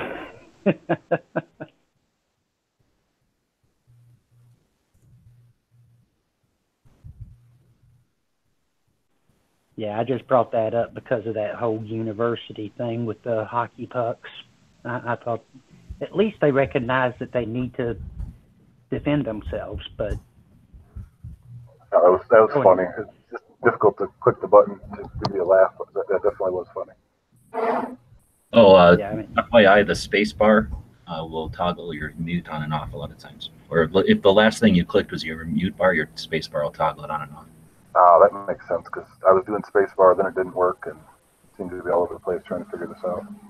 So I'm going to do a bit of a palate cleanser. Since we're talking tech, and this whole effort is to get 2A people, you know, using their devices and their software and their platforms and whatnot, and their voices. Looking forward in the future, has anybody seen these things where it's like enhanced reality? You put on a pair of glasses and you're just looking around. It's not like you're in a virtual land or anything. But if you look at something like a mouse, you can somehow tell your augmented reality to buy that mouse for you. It'll look at the mouse, figure out where to buy it, and it'll be coming from Amazon, right? So there's like the idea that you're seeing things, and if you point at something because of your glasses or some sort of tech, you know, that you'll you know what I'm talking about, that augmented reality type of interface. I haven't seen it. You got a link? No, I wish I had something. I've seen little pieces of it here and there, but I think that you can look at a restaurant, right, and it'll pop up what that restaurant's specials are for that day, and right. Like you can set it for all sorts of stuff. Just while you're out walking around the real world, it'll recognize things that you're looking at. Exactly. So that's a perfect example. You're walking along, you see a restaurant, you'll say or mention, somehow you'll interact with it, and then it'll pop open the menu or maybe a reservation list, whatever it is you're interested in. And you won't have to access a website, not really be accessing Google Maps. It'll be some layer upon all of that your interface is just augmented, I guess. Anyway, I guess these glasses, did you find them in a box in an alley and they live on the side of them? Sort of. But anyway, I saw these in places like you know, what's next type of future thing. And my question is, without, you know, obviously I've only been able to explain it so much here, but with that concept in mind, where the next level of tech is beyond having to build, let's say, a website or post a video, and it's somehow like this augmented reality thing where we're at the next level. How far do you think that is in the 10, 5, 60 years? Left to right, Tony. What's the next level of tech's threshold, and when do we see the next change in tech? It's the whole, like, the phones are just, we're laughing at phones the way we laugh at flip phones. Next month. For something that's coming out at CES, you mean, or? Oh, I'm sorry. I was answering. I was looking at the full 30 thing, and I didn't hear the full question. I apologize. Oh, I was going on and on. I don't even know what the question is, as much as I guess I got the question around to. Uh-oh. Your period ends. Don't get left without coverage. Insurance policies have become. I'm gonna have to end this because I don't want to get left without coverage. So I guess what I got around to asking was, whatever the next level of tech is, it really doesn't matter what it is, but whenever the next level of tech hits and we're laughing at smartphones because they're old fashioned, is that 5 years away, 10 years away, 60 years away? Any idea when you think the next level of tech will hit us? Just a palette. I don't think it's too far off. I don't think it's that far off. I'm thinking 5 years or at the most, right? I see that being a thing. It's been a while since we've seen a massive shift. Dead Horse, what do you think? I think 10 more years. If I kind of look at like how long home computers was really a thing before the smartphone came along, it's about a 20-year period. And smartphones have been a thing for the last 10, so they got about 10 more to go before I think we start phasing them out with something else. I mean, if you just look at the speed at which processors have, gone crazy, And yeah, I mean, even phones are crazy powerful. You see the new M2 processors, how quick they are? We'll all be quantum computing in 5 years. And Moore's law is coming to an end about how the processing power doubles every 2 years. It's called Moore's law, and that law is coming to an end by I think 2022. So something has to be coming up. It kind of was, and then they started adding more cores. So they were like, okay, we reached the limit of copper, but we can cram more copper in there and make it only do half as much work. Ghost, what do you think? When's the next change? Yeah, I would agree. I'd say about 10 more years. I think that, it's not going to happen overnight. I think you're going to start seeing it gradually every couple of years, something, and then next thing you know, 10 years later, it's not like it's going to explode. I think it's just going to kind of gradually, piece by piece, kind of take over whatever the next one is, But I don't think you're going to see like it did last time, where the smartphone just came in. It was not there one night. The next morning it was there, and then, oh my God, the world has changed. I think it's the cell phone, the smartphone has taken it to the next level. Do I think that it's going to gradually be taking a piece, and then we'll wake up one morning and we're like, where did that come from? Because, it's been here this whole time. It's just gradually building, but I don't know what it's going to be, though. I really wish I knew, because I'd like to get some stock in that. Robert, what do you think? I'm more the conspiracy type. I figure it's probably already here. We just don't know about it. Oh, that's interesting. Wheelchair, what are you thinking? I think I can barely keep up with what's going on now. The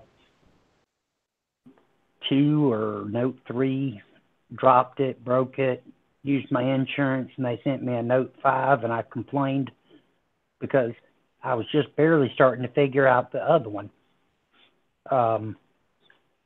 I'm real slow when it comes to learning new technology. Well, for instance, when I dropped out earlier, it was because I could listen on the Hangouts and go over to the Full 30 website on my phone. But then when I tried to go back into Hangouts, it wouldn't let me, but it wouldn't let me disconnect either. So I ended up having to just turn my phone off and reboot and then come back in.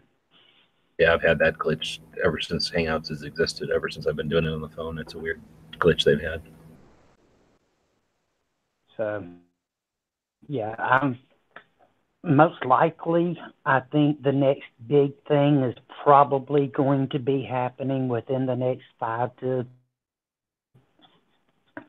stretching it, I think 10 years, but really thinking sometime in the next 5 years, we're going to be moving away from the smartphone to tech that, nanotech, kind of like these new earbud things I'm using, only it'll have a thing on there where you just tell it everything and it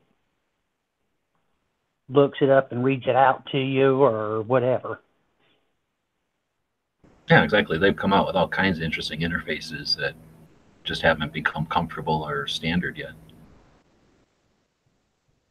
I think Robert's answer is the most interesting. I'm just trying to think of like how I would answer it too. I mean, I guess I can understand the 10 years, even 5 years, but there's got to be something to the exponential curve part of it. You know, as we are comfortable with change and as change is more easy to create, and we've got things like 3D printers now, which allow people to innovate at a, you know, grassroots level or whatever you want to call, like, you know, an individual level. You don't need a big or corporation to, you know, have a testing facility to create tech. There's the ability to share it now with the internet and stuff. I'm thinking it probably is already here, and we're just not. It's like Ghost is kind of saying, like the volume's being slowly turned up on it, and it'll, you know, outshadow. I mean, YouTube didn't just hit and automatically explode. It took a little time, and then all of a sudden, it's like, what was it like before YouTube? Well, we were talking earlier about the Kickstarter, and you know, you go through and start looking at some of the tech stuff that is going on the Kickstarter platform. You know, it's amazing to me what all it's just, you know, with individuals starting their own thing.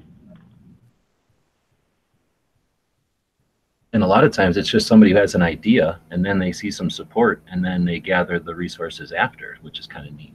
You don't have to. Some of the coolest things are from people that didn't know they couldn't do it, like Barrett, right? Nobody told him he couldn't make a single shot 50, so he just made one. I think one of the most interesting things is how is artificial intelligence, and that how some of the huge tech guys are actually seem fearful of it. You know, they created it, and now they seem to be afraid of it. It's kind of funny. Well, Steve Jobs, I think it was, he didn't want his kids using the iPhones. Am I correct on that one? I mean, he's got enough insight. I could see that. I don't understand how people can let their kids interface with these things, because, yeah, I mean, they're not doing nothing but collecting data. Some of us have a little more insight to the way that these things work, and there's a nefarious underside to Facebook. It's one of the reasons I won't touch it, and I don't touch it because I'm afraid of it. I just don't like what they do over there. And if I'm going to do something online and ask people to participate, I'm not going to do it on a platform that's out to get us. It has no interest in our bettering our lives. But the kids and stuff are just feeding that unknowingly, and yuck, it could be pretty gross when you think about the amount of data that a kid's going to have by the time it's, I don't even know, 10 years old. The amount of data. I mean, is the kid even making a choice at that point? When the people that are out to profit off of it are, so aware of its interests and tendencies, and at some point manipulating them. It reminds me of a post I did put on the forum. I'd seen cell phone technology has been used by a company. There's a company out there that created an oven, and they use cell phone technology to actually cook a fish inside of a block of ice. And it's no different than the cell phone in your pocket. It is on the forum. I think if you just search that, fish in the ice, you'll find it. Crazy. So it's able to cook the stuff in the fish. It's like the water in the fish enough to boil it or cook it or whatever, but not reach out to. It doesn't melt the ice, but it cooks the fish, and you can eat it, and the ice is still frozen. It's a whole new kind of for TV dinner. The technology itself, actually, I think it debuted in like 2017, so it's not even necessarily new. I got to head out, but can I ask Robert a question real quick? Yeah, go for it. Hey, the link that you sent, and the only reason I'm asking this not in the side chat is because I think somebody else might have this question too. Is that just for the forum, or is that because it seems to be a different website than the beta version? It is just for the forum. The forum software is separate from the video side, and certainly. Okay, so I'm not creating a different. I'm not duplicating an account then. No, but by all means, you can use the same screen name, but it is a whole separate, portal, separate login, everything. Oh, it is? Okay, separate login. Okay. G-Webs can attest to my troubles with databases. My usernames get stuck in purgatory. It's not using like an ampersand or a, what's that thing, a tilde for some reason. It's like, I always got to put a tilde in my name. Yeah, that's a little less than frustrating, isn't it? Well, for us, I think the gun channels, it's like when you log in or when you first sign up, it'll accept it, but it won't deal with the space. So then people are like, what the hell? You know, like, well, if the damn software wouldn't accept the damn space in the first place, it'd make it a lot easier. But yeah, there's always going to be little things. But Tony said he's got to jump, and this has been 2 hours. So my effort is to, the concept here is to go live every Tuesday and every Saturday, and to encourage people that are creating 2A content to join in and have a discussion. It's been literally the best one we've had so far. That's thanks to the people that jumped in and the people that are joining and being part of the conversation with us over on gunchannels.com and that other platform that doesn't like guns or our laws, or doesn't like the laws that we want. And again, I appreciate the people that do join in, and we'll continue to reach out to others who aren't as comfortable with the internet. Your participation today should have made it a little more comfortable for them, hopefully. And Robert, thanks for jumping in. I think this might be your first time jumping into a Google Hangout. Yeah, absolutely. Aside some just private stuff with the family I've done, but like to say goodbye to everybody. Wheelchair, Trey, Dead Horse, and Artisan. I guess we lost David and Gary before, so I want to say goodbye to them as well. Right on. Well, thanks for jumping in. Hopefully this isn't your last. I know Ghost does a show on Tuesdays. I'm sure he'd be happy to have you on. There's quite a few. I'd love to have you on sometime. Send me a note, and I'd love to have you on. Yeah, no, we'll work towards that. I definitely appreciate making friends with you guys. And Wheelchair, it's good to have you on for jumping in and offering your insight. It's not all about people that are comfortable and savvy with this shit. We need to be throttled once in a while and bring everybody along with us. That's the goal. So I do appreciate you jumping in. Too many people are unwilling to do that, and it makes it difficult for us to remember to who all we're speaking to. So I really appreciate it. All right. Good night, all. Oh, Good night, Robert. We're gonna keep going. I'm still saying goodbye. So, Dead Horse, thanks for jumping in. You got anything going on? I'll probably be doing an all-day open lobby tomorrow. Just gun-related topics, reloading, probably building a 7.62 by 39 up for tomorrow on camera, and yeah. Right so on. the all-day Sunday gun lobby.